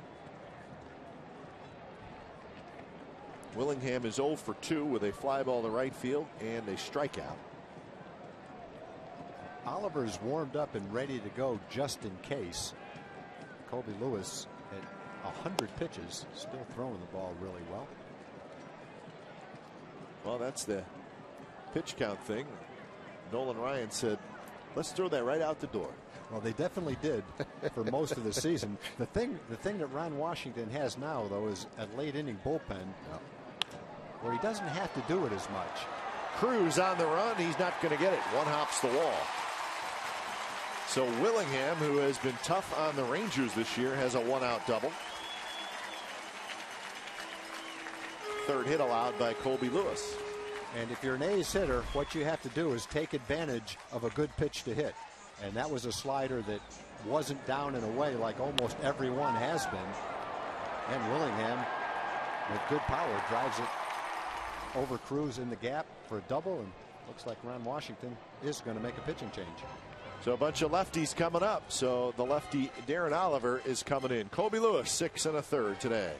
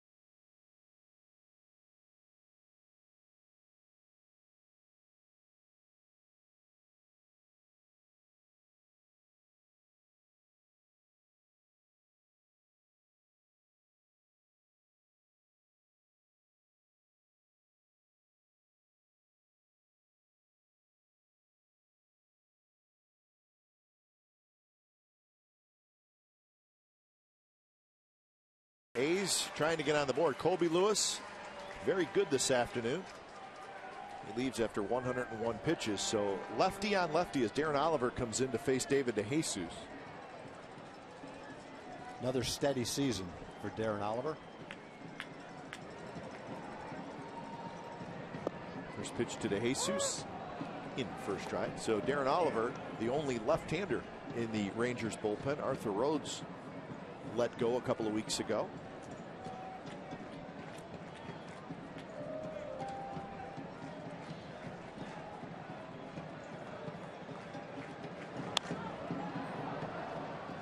So 0-2 the count to David DeJesus.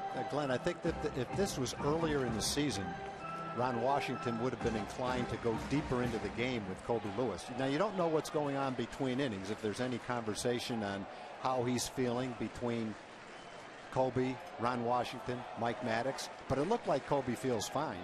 And I think Ron might have pushed him to 115, 116 pitches to get through the 7th inning.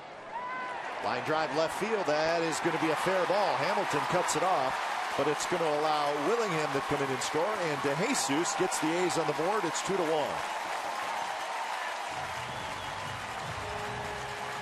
So David DeJesus slices a double down the left field line. Oh, nice job by DeJesus. The fastball out over the plate. Doesn't try to pull it. Goes the other way with a line drive double. All of a sudden, A's right back in the ball game, tying run at second base. And the other thing that might enter into Ron Washington's bullpen decision is with the addition of Koji Wahara and Mike Adams to the bullpen, I think that Ron Washington feels like he's got a bullpen that's set up so that the starting pitchers don't have to go a little bit deeper. So back to the bullpen for Ron Washington. The A's are on the board here in the 7th.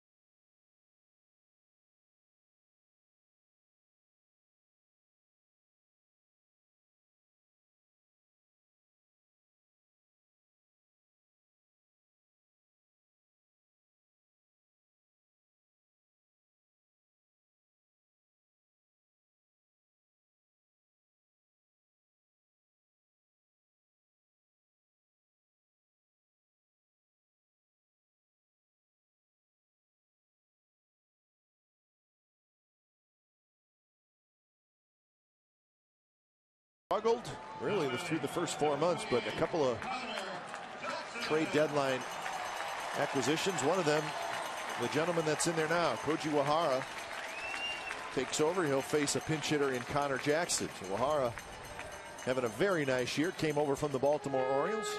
9 walks and 68 strikeouts. So a run in for the Athletics here in the bottom of the 7th.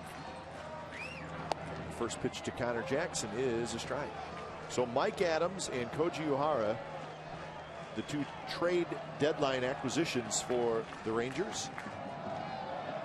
2 quality late inning relievers.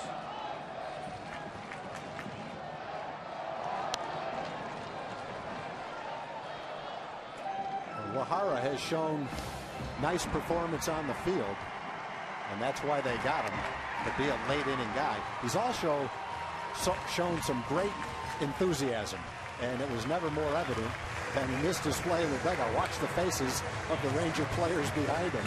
He's pumped up.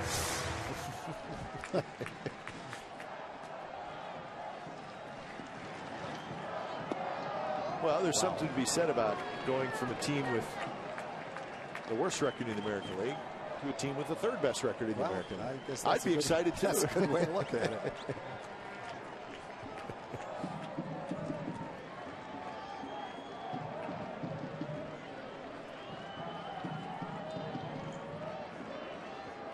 So 1-2 to Connor Jackson. And he swings and misses. So big strikeout for Uehara. 2 outs. Well, Fox Sports is proud to support Stand Up to Cancer and their work to fund groundbreaking research that helps accelerate treatment to patients. Stand up for someone you love. Visit standuptocancer.org/Fox Sports to learn more. Well, certainly a game where you think about mistakes that were made by the Athletics, and Texas Rangers, a very good team, and they take advantage of mistakes. Really, the one play by Weeks is what cost the A's. Yeah, Kinsler had a big base hit right after that to drive in the Ranger first run, and so that was a key part of the game. The other key part of the game is how did the bullpen guys pitch? A's have the tying run at second base right now. Well, Uehara got one big out, and that was Connor Jackson with the strikeout. Now he faces Ryan Sweeney, a left-handed hitter. Well, Uehara has a sneaky fastball. It's usually around 90 miles an hour, but it gets in on the hitter a lot quicker than that. It looks faster. That was 88 when you see the hitter swing at it. He'll throw a lot of high fastballs, get a lot of foul balls, and then occasionally get a strikeout with his fastball, and a lot of times he'll get a strikeout with a splitter, and that's what was the case with Connor Jackson. 4 fastballs, and then the splitter fooled him.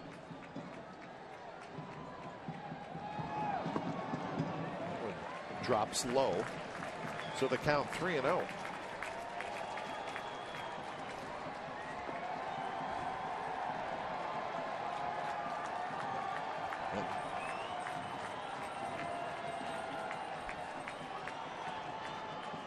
.3-0 pitch to Sweeney. And that's a strike on the outside corner. Tying run at second base. That's David DeJesus.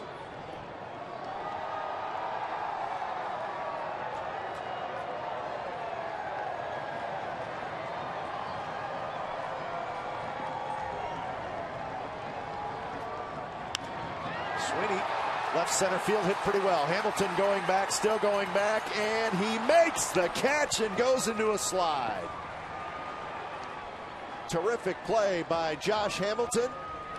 Saves a run, and the Rangers hold on to their lead.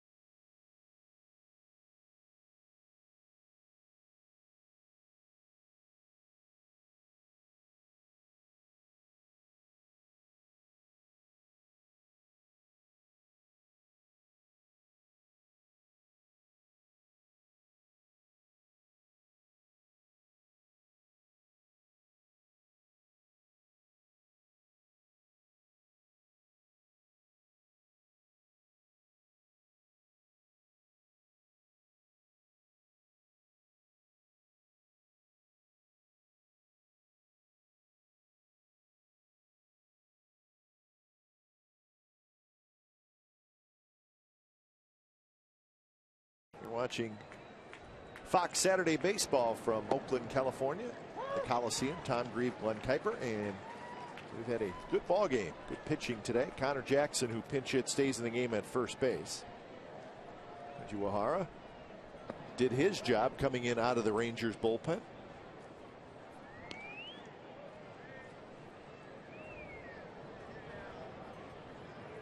Andy Chavez to lead it off. He'll be followed by Kinsler and Andrus.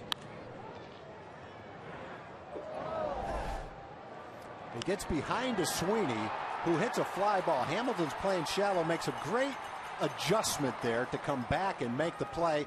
Wahara, as we've already shown, has excellent energy and enthusiasm. He reacts to the play, high fives his teammates as he pitches out of that inning with a man on second base. Beautiful play by Hamilton, and you have to like the enthusiasm by Koji Wahara. You know, we showed the amount of errors the Rangers have made, and I'm sure they've made a lot more errors than they thought they were, but you make a play like that at that point in the game. Sure. I think that maybe tells you a different side of a team's defensive ability. Yeah, I agree with you. Week's throw is way wide, and Andy Chavez was going to beat it even with a good throw. And that throw just a bit wide. So again, the speedy Andy Chavez at first. We mentioned it earlier on the play that Weeks made. You're better off just holding on to this ball. You've got a fast runner and literally no chance of making that play. And so don't take a chance on throwing it into the dugout. Hang on to it. Young players with their enthusiasm, you can't fault their enthusiasm. Weeks is a young, aggressive, really good-looking young player. But those are things you expect from a young player. Next year, the year after, chances are he'll just hang on to that ball.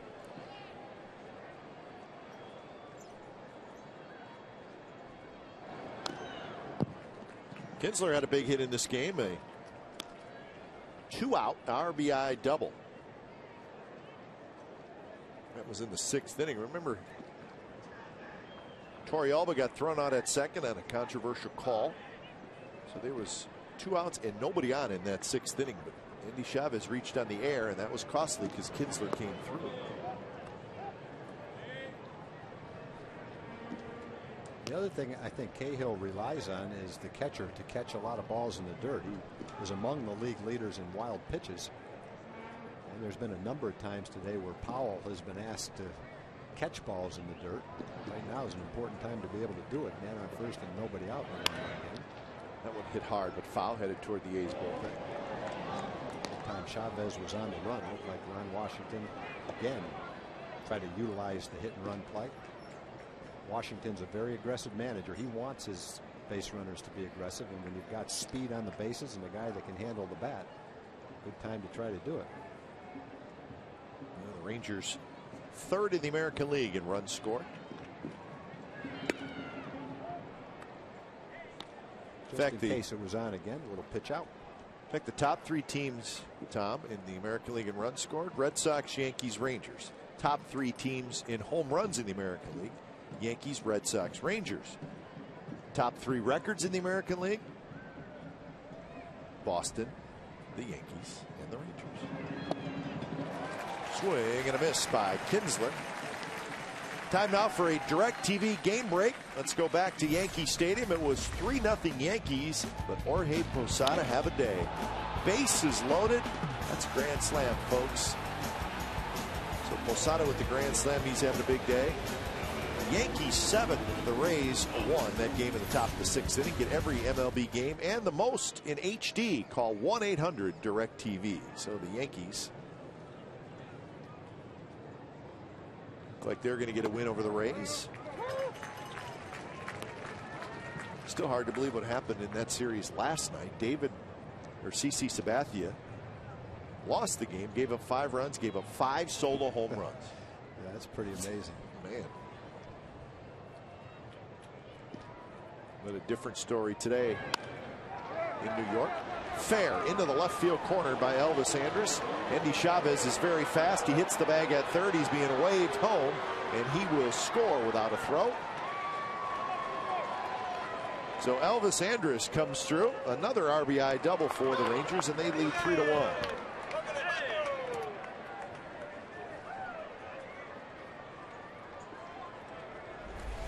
So Bob Melvin's coming out, and Trevor Cahill, who took a no-hitter into the 6th inning, is going to be gone. Yeah, pitch that stayed up and in. Nice job by Andrus to get the good part of the bat on that inside pitch and keep it fair. So Trevor Cahill pitches well, runs out of gas a little bit here in the late innings.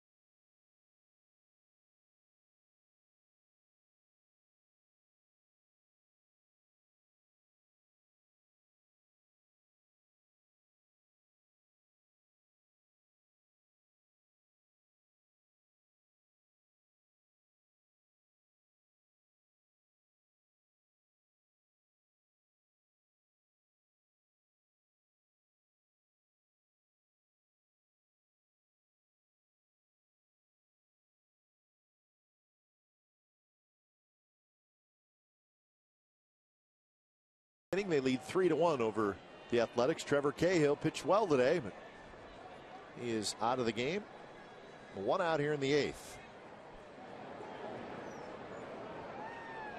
So Josh Hamilton steps in with Elvis Andrus at second base. So Bob Melvin wants lefty on lefties. He brings in Brian Fuentes, free agent signing by the A's in the offseason.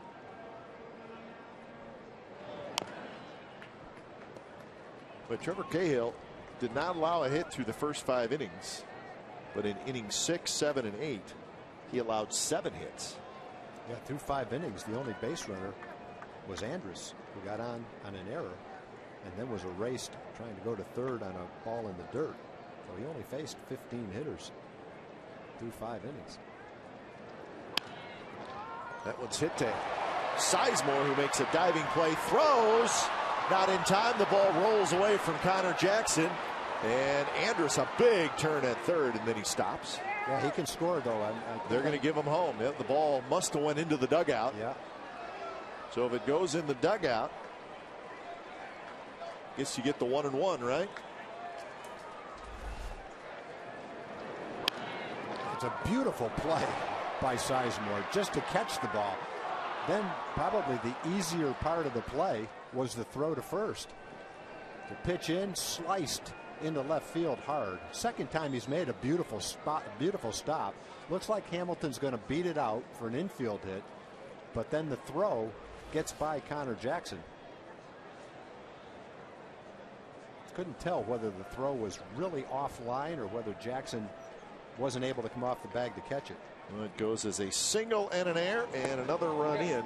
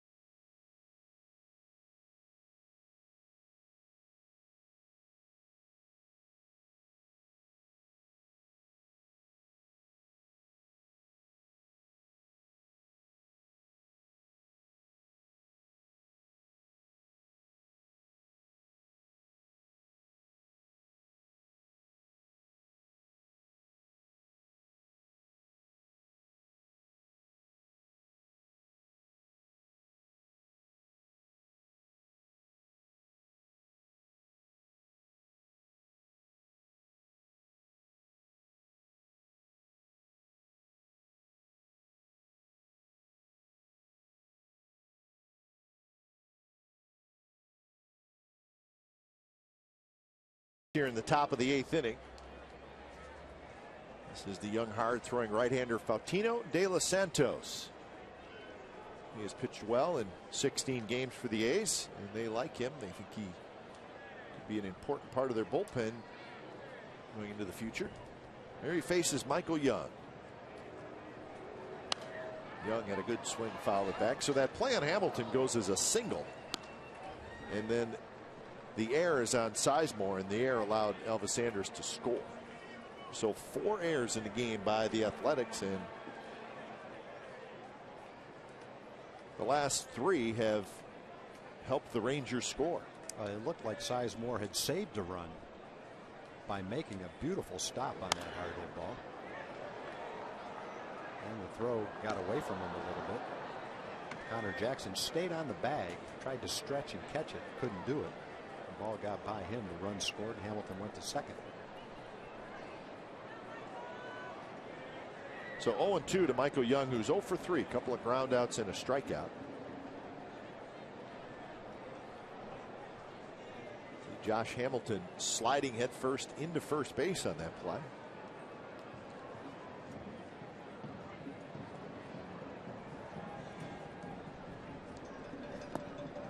One bounces away from Powell, and Hamilton's going to go to third. So the sloppiness by the Athletics continues. Yeah, tough day to be a catcher right now for Powell. A lot of balls in the dirt, a lot of chances to block balls. And another one that, again, he tries to backhand that ball, which is not the easiest way to keep the ball in front of you. So 4 errors and 2 wild pitches by the Athletics so far today. Hamilton at third, infield comes in.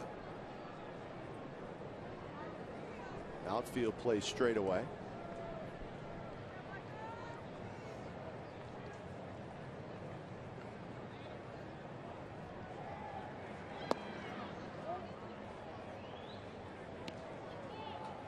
Michael Young was 2 for 5 last night. So 2 for 8 in the series. Shoots that one foul. That's what Michael Young does right there. He just spoils pitches that maybe aren't right where he wants them, so he fouls them back. He'll get another chance. I guess most good hitters, that's exactly what they do. Yeah, and most really good hitters, the guys you saw on that list of 2,000 hits and how quickly they got there, don't try to pull the ball. They let the ball get in on them, and they use the whole field like that. So Young strokes one to right field. Hamilton trots home, and it's 5-1 Rangers. Texas has put on a clinic today, and they did it last night as well in the first game of the series. Just get the run home. Do what you got to do. Just another perfect example of who Michael Young is. He can hit a high fastball as well as anybody in baseball. That one was 97 miles an hour. And there's times when he's hitting like that, he looks like a left-handed pull hitter, the way he drives the ball to right field. So 79 RBIs now for Michael Young. He ties David Ortiz for 6th in the league in RBIs. That's 3 hard hit balls in a row against 3 different pitchers. Andrus doubled against Cahill. Hamilton smashed the ball off Fuentes, and now Michael Young greets the new pitcher.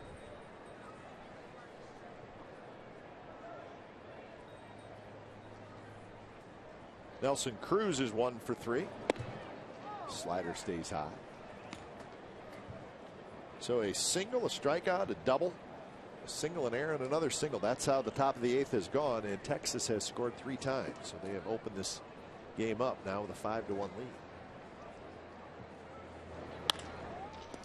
Jackson has it, spins, throws the second for 1, and that is a double play. 3-6-3 double play, but not before the Rangers score 3 times to take a 5-1 lead.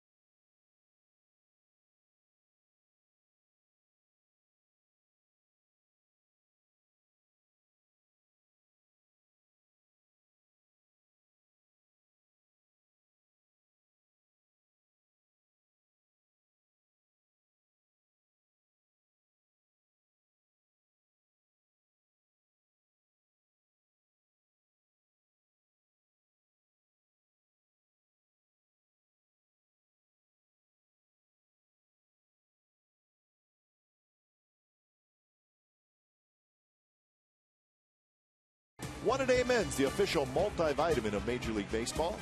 And by MasterCard, asking you to eat, drink, and be generous this summer. Well, the A's have been a little generous this afternoon, wouldn't you say, Tom? With 4 errors, and it has cost them. And the Rangers, such a good offensive team, have taken advantage. They lead 5-1. Yeah, I think that's a perfect way of saying it. The Rangers are the kind of offensive team that you can't give them the opportunities that the A's defensive players have given them today. They've been able to take extra bases on throws and capitalize on it. Look at the terrific numbers for Mike Adams, coming over from the Padres on the 31st of July. He was terrific with San Diego, and the Rangers are hoping he does the same here. I thought that one of the big parts of those 2 trades, getting Wahara and Adams, Tom, was that the Rangers will have those 2 guys next year as well. I mean, that's huge. Well, I think that's why Mike Adams appealed to the Rangers so much. There's a lot of talk that the Rangers targeted Heath Bell, which they would have been happy to get Heath Bell. But I think the favorable thing is exactly what you said. They had to give up top prospects to get these players. But the fact that they weren't just rented players for this year made that worth the gamble as far as the Rangers were concerned. Win now and also set up your bullpen for next year. 3-0 to Landon Powell. And Tom, you were a GM. I mean, I would guess, hey, if it's a rental player, all right, we'll give you 1 prospect. Yeah, but if we have this guy for next year as well, all right, we'll give you 2. Sure. Is that about how it works? That's how it works. And I think that the other team, in this case, San Diego, they understood that. They didn't expect to get as much for Heath Bell. Knocked down by Moreland. A nice play. Stays with it. Overhand to Adams, and that's out number 1. Well, in 3 weeks, college football comes to FX with Gus Johnson and Charles Davis calling the action from Norman, Oklahoma. The #1 ranked Sooners host upset-minded and state rival Tulsa. The FX Saturday College Football Game of the Week is presented by Russell Athletic. All season long on FX. Check local listings for the channel and start time in your area. And be sure to go to foxsports.com to check out Charles Davis preseason power rankings. Charles likes Oklahoma on top. Fans here in the Bay Area will be glad to know that Charles says Stanford is the 5th best team in the country. The Cardinal. 1 out here in the bottom of the 8th. Eric Sogard takes a strike from Mike Adams. Sogard is 0 for 2. Sogard getting a start today. Cliff Pennington, the regular shortstop for the Athletics, getting the afternoon off.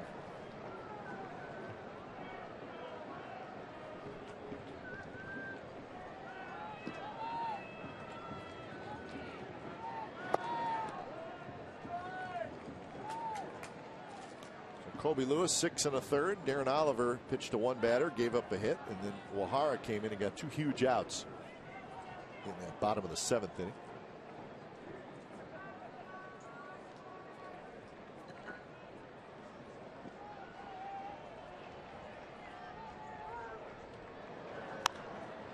I think the way the trade came down with Mike Adams, the Padres had scouted the Rangers minor league system, and they had targeted a couple of young pitchers, and they really wanted those young pitchers. And at the end, it really seemed like the Rangers said, well, we will trade those young pitchers, but not for Heath Bell, not for someone we only get for 2 months. If you want those young pitchers, then it has to be Mike Adams.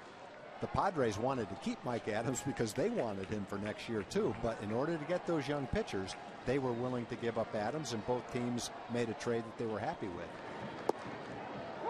Strike 3 called on the outside corner. So 2 outs here in the bottom of the 8th inning. Well, this is your football season. Create your own fantasy football team today at foxsports.com. Fox Fantasy Football is brand new and better than ever. Play today at foxsports.com/fantasy. We keep reminding you, Tom, of fantasy football. Well, it's that time of year. It sure is. Best part of fantasy football is the draft. Well, you turn it into a party, right? You do. You kind of have a little party, a little smack talk. Nobody really knows what they're talking about, but you act like you do. It's amazing how fantasy football creates football experts. Oh, my goodness. Yeah. Just like rotisserie baseball creates baseball experts. Everybody's a GM. Everybody's a GM. Everybody's a genius.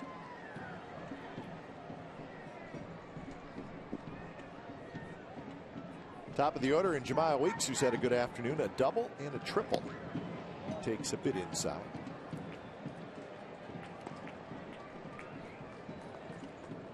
If you're the A's, you have to be really happy about Jemiah Weeks and the way he's performed when he's come up to the big leagues from the minor leagues.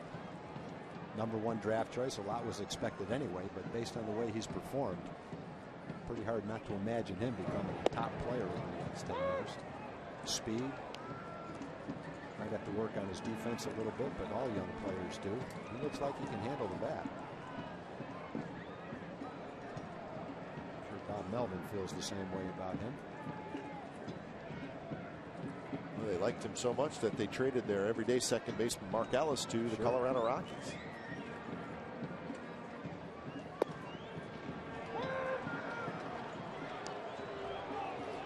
Jemiah's had a good game at the plate, but struggled in the field as Bob Melvin has given it to Marvin Hudson pretty good. Thought that pitch may have been low. From the angle the dugouts are at, you could tell if it's high or low, but you can't really tell if it's inside or outside. No, you can't.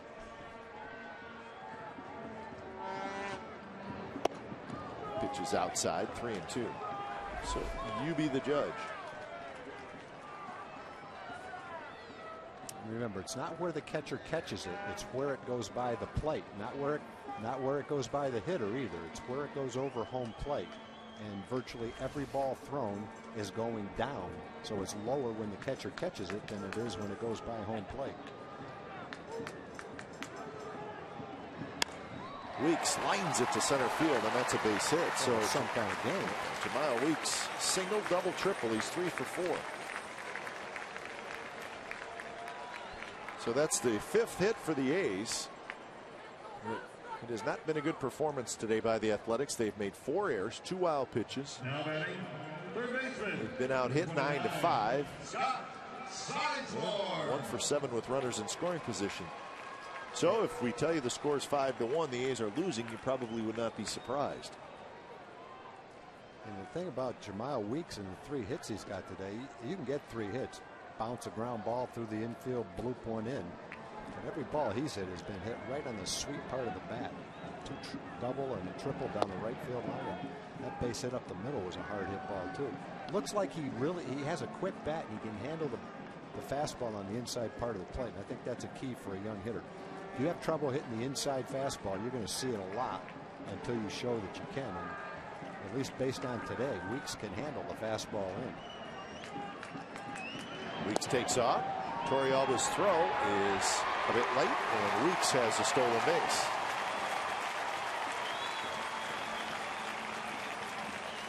Aggressive play when you're down 5-1, but I'm sure Weeks and the A's are feeling we have to get someone in scoring position, try to get on the board right here. Can't wait for the 3-run homer. That's 13 stolen bases for Weeks. So 2-0 to Sizemore with a runner in scoring position. Jemiah Weeks was a #1 draft pick in 2008 of the Athletics from the University of Miami. Of course, he's the younger brother of Brewers' terrific second baseman Ricky Weeks. If he has a career in line with his brother, he's going to be just fine. He may not hit for the power. He'll be very happy and very rich. He's already got a pretty good bank account being a #1 draft choice. Well, he's a young man. He's probably not living in the same kind of house his brothers live in. Probably not. He's very confident with him. Very confident.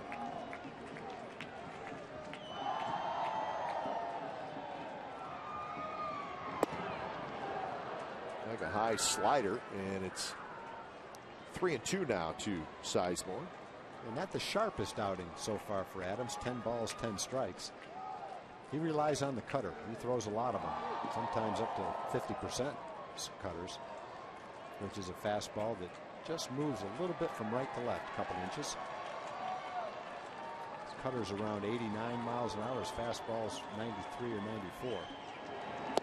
There's the cutter. And it was a good one. And Sizemore strikes out.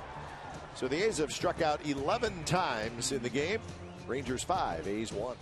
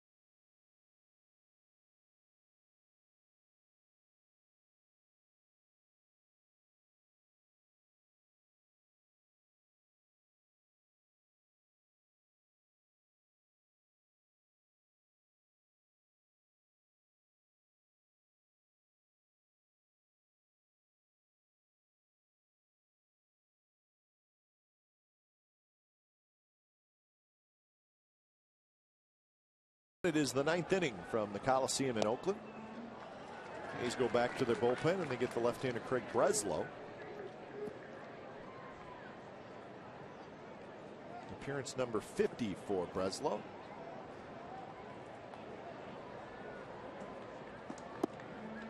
Faces Napoli, Moreland, and Torrealba.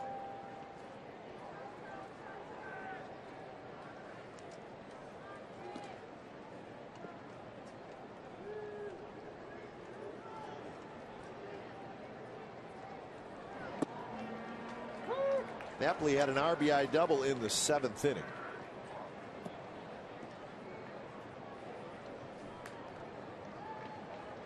It was a scoreless game through 5 today.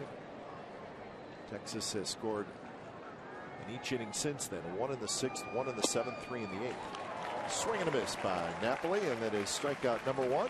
Sounds of the game. Let's hear some more from home plate umpire Marvin Hudson. Yeah, well, I won't be back here tomorrow, so you just enjoy your off day. Yeah. Oh, no, we got time. Hey, he's scoring. Anderson's here. He's a second. They went inside the dugout and hit their bat rack and come back out. Hit the bat rack. Hit the side of the bat rack, Bob. Yeah. Best looking umpire in the league.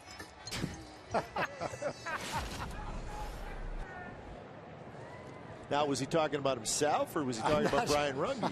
I hope he's talking about himself, but I'm not sure. Hey, nice personality, Marvin. Yeah, what he's talking about, when the ball hit the bat rack, that means it went in the dugout, and that's why 2 bases were awarded to the runner, and that's why he got the score. If it hit the side of the dugout, that wouldn't be considered going in the dugout. And the bat rack is down at the end of the dugout, the far end of the dugout. Right.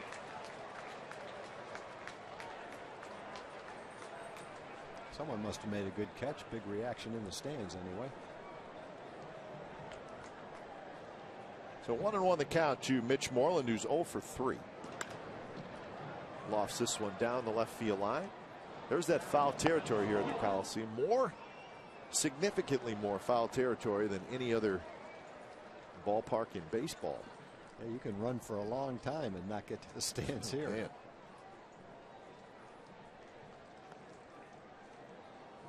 It's a older stadium than most of the new stadiums. Fans closer to the field. Taking a look at my scorecard, we haven't had a walk in today's game. We've seen a little bit of sloppy play. You are correct. Some errors by the A's, but no pitcher has walked a batter. That's good. Moreland hitting better against righties than he is lefties. One thing he did do, though, he lost a grand slam against Gio Gonzalez in Texas. Game got rained out. Would have added to his numbers a little bit. Good job of hitting there as he lines one to left field for a base hit. Almost not fair. Moreland hit a grand slam, and the Rangers were knocking the A's around in Arlington in a day game. What was it, 7-0, I believe? Yeah, it was 7-0. Matt Harrison had a chance to win a game. Moreland had a grand slam, but that was a nice at bat for Mitch. He's a young player. He's learning the ropes, developing his ability to hit left-hand pitching. It's a nice fastball away, lined it into left field. Good job of hitting right there. So you're probably thinking, well, what's the big deal with the Moreland grand slam? Well, it's just not showing up on the stat sheet. No, it's not. And there's a reason for that. Let's go back and look at it. We just happen to have that. Notice how it's a little dark, a little cloudy, right, Tom? Yeah, it's getting ready to pour for a long time in that game. Boy, I think it was, what, the 4th inning? Yeah. And soon after that, it started dumping in Arlington, and it did not stop. And they called the game. Called the game. And it was made up. Turned a 3-game series right before the All-Star break into a 4-game series. That doesn't help Mitch Moreland at all. No, there's been play. You talk about losing a grand slam. There's been players who have gone into the clubhouse, picked up the phone, and called the press box to complain about, let's say, an error instead of a base hit. Either a pitcher his way or a hitter the other way. Upset that they didn't get the call. You can imagine how bad a hitter would feel if he lost a grand slam. Now, there's no call to be made. I was going to say there's nobody to call. You can't call Mother Nature, but you can understand how he would be upset about it. He may have called Mother Nature a few things, but you're right. There was nothing he could do. It always surprised me, I guess, when a veteran player would pick up a phone and call the official scorekeeper, for one base hit. Just it seems like it lessens you in the eyes of a lot of people. Yep. You have to resort to that kind of a phone call. I'm not sure your teammates want to see it either. I wouldn't think so.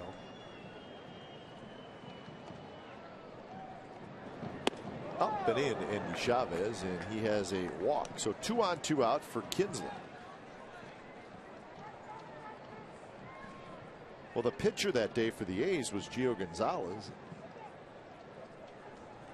Gio's teammates were telling him to go buy a lottery ticket. Number 5. He just got lucky. Yeah, he hadn't had many bad starts either. No, that was his worst of the year up until that point. That's the first walk in this ball game, and it's to Andy Chavez with 2 outs.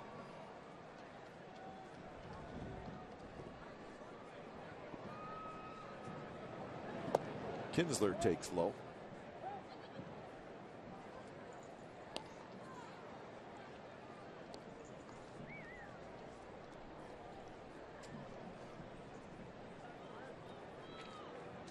Kinsler 1 for 4 today, 1 for 5 last night.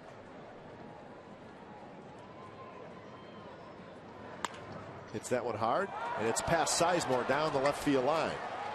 Moreland's going to score.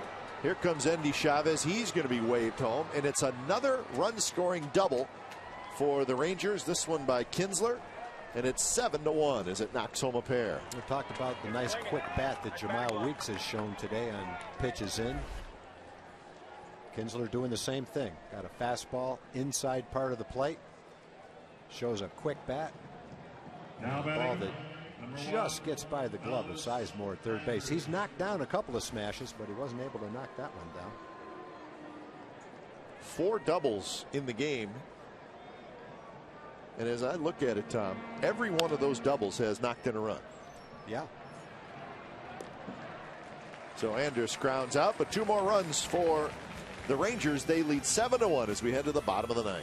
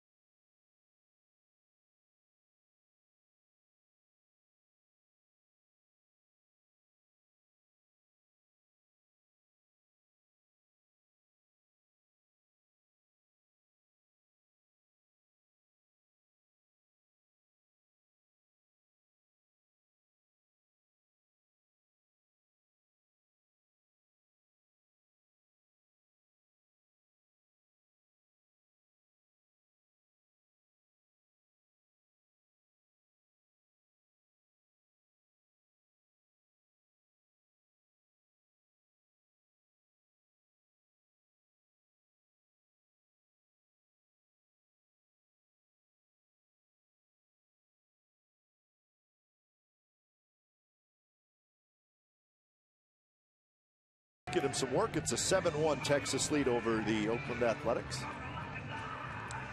And the way that Ron Washington has used his bullpen today is the way he wants to use the bullpen in games that he feels he has a chance to win. A combination of Oliver and Wahara in the 7th inning, Adams in the 8th, Felice in the 9th. And the good thing about the acquisitions of Wahara and Adams, depending on the availability of Felice or either one of them, both of those guys could be the closer on any given day, depending on how much the bullpen has been used.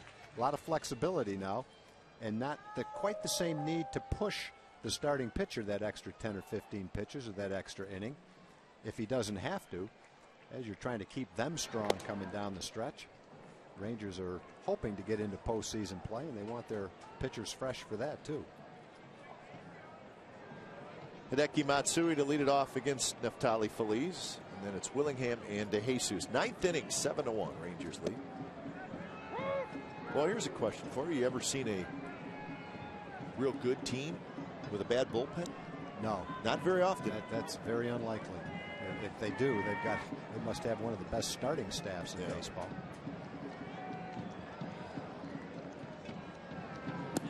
Bullpen has come from really being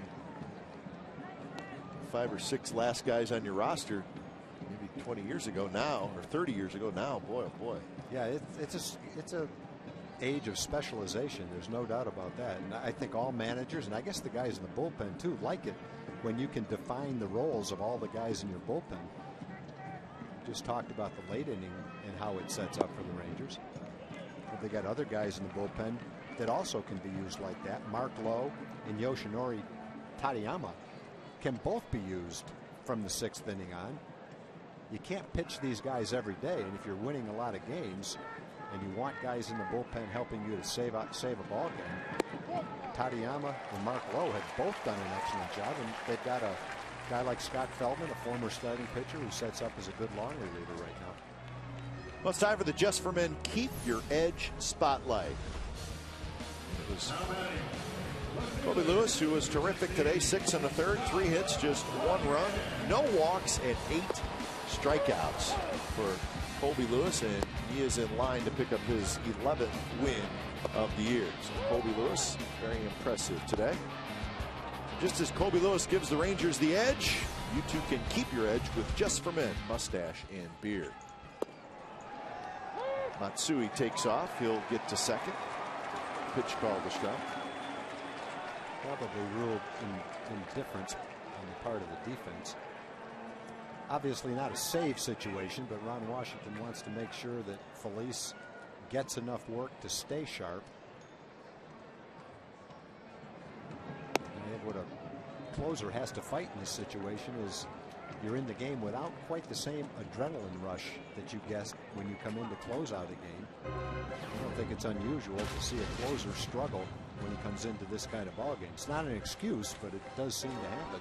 Well, still have to bear down. Get some work in can be 4 dirty words for a closer sometimes. It can. But from a manager's standpoint, you want him to get work, but you might want him to pitch tomorrow. And so you don't want to see an inning of 28 or 30 pitches just to get you working. I think ideally for a manager, you want the work to take up about 14 or 15 pitches. Hit hard. Anders backhands, straightens up, throws in time. Willingham is retired. Matsui stays at second base. So 1 out here in the 9th inning.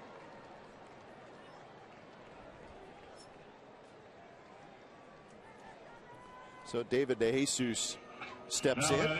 So these Texas Rangers, they'll finish this series tomorrow here at the Coliseum, and then they got a big series coming up. Well, the Rangers go to Anaheim to play 4. Monday, Tuesday, Wednesday, Thursday.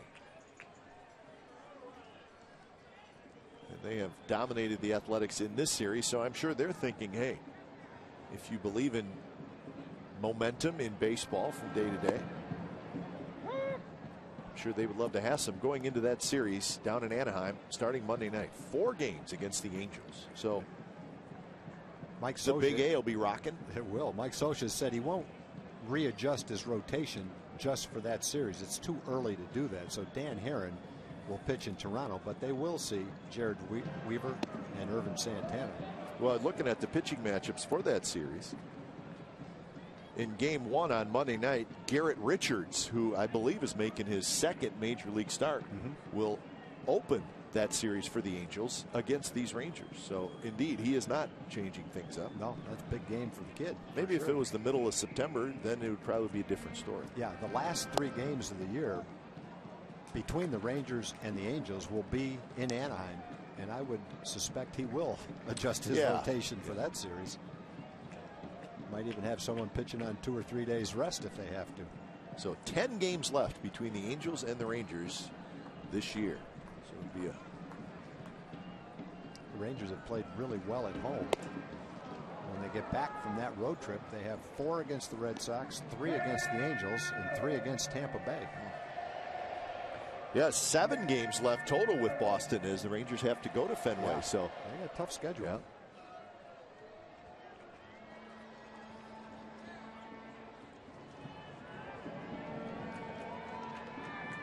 Two and 2 to David DeJesus with Matsui at second.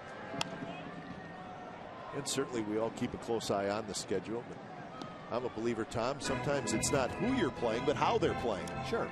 But when you start talking about teams that are right in the middle of a pennant race, you know that they're probably going to be playing good baseball.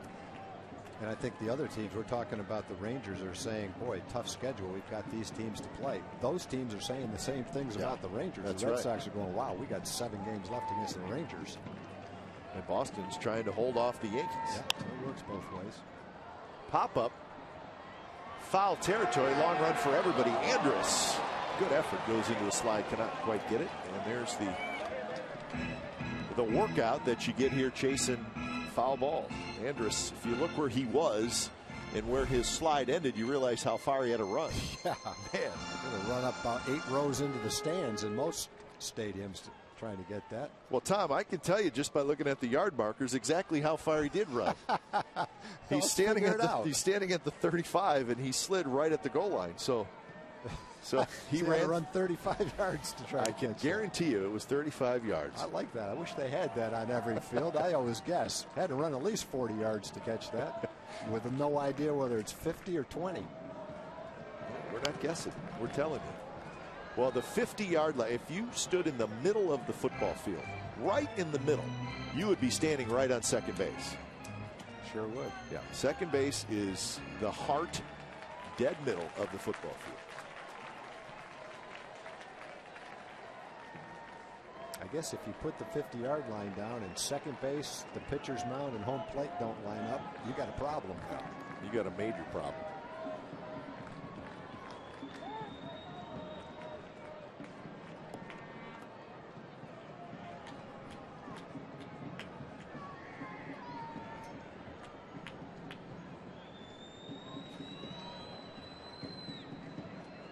This will be pitch number 16 in this inning for Neftali Feliz. It's taken him a long time to get the sign right here.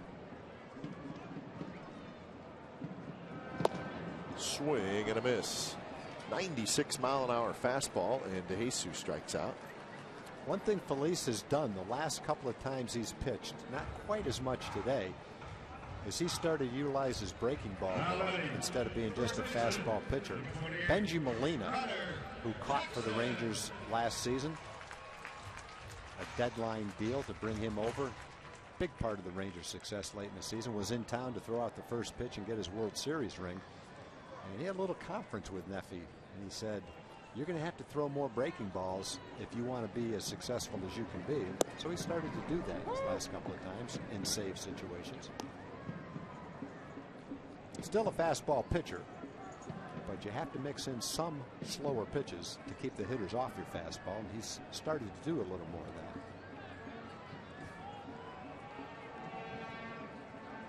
that. 0-1 pitch is outside. Well, the producer of today's game is Jeff Gowan, director Jim Lynch, associate director Eric Billigmeyer, and the associate producer is Andy Kavanaugh. Technical director is Dan Rotante, and the technical director is Simon Ben-Azra. The pregame show was produced by Don Bowie. Swing and a miss, or make that a foul ball as Jackson just got a piece of it. And there's the breaking ball. Sometimes his breaking ball looks a little more like a curveball. Today A little more like a slider. I guess it depends how hard he throws it. But as hard as he throws, the breaking ball really disrupts the timing of the hitter.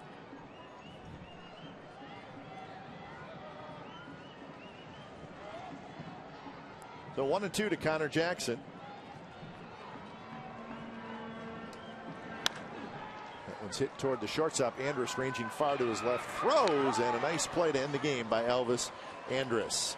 So the A's do not score in the 9th inning, and the first place Texas Rangers have come to Oakland and flexed their muscles. They win it 7-1 over the Athletics, so they have taken the first 2 games of this series, and I think we're seeing just how good this Texas Rangers team is, Tom. Yeah, it was really 2 different ball games. Trevor Cahill almost perfect through 5 innings, and then the Ranger bats came around late in the game. They ended up scoring 7 runs. Colby Lewis with a strong outing, no walks, 8 strikeouts, 6 1/3. He gets the win. So 4 errors by the Athletics, and that hurts them. Rangers will win it. We'll wrap things up from Oakland right after these messages from your local Fox station.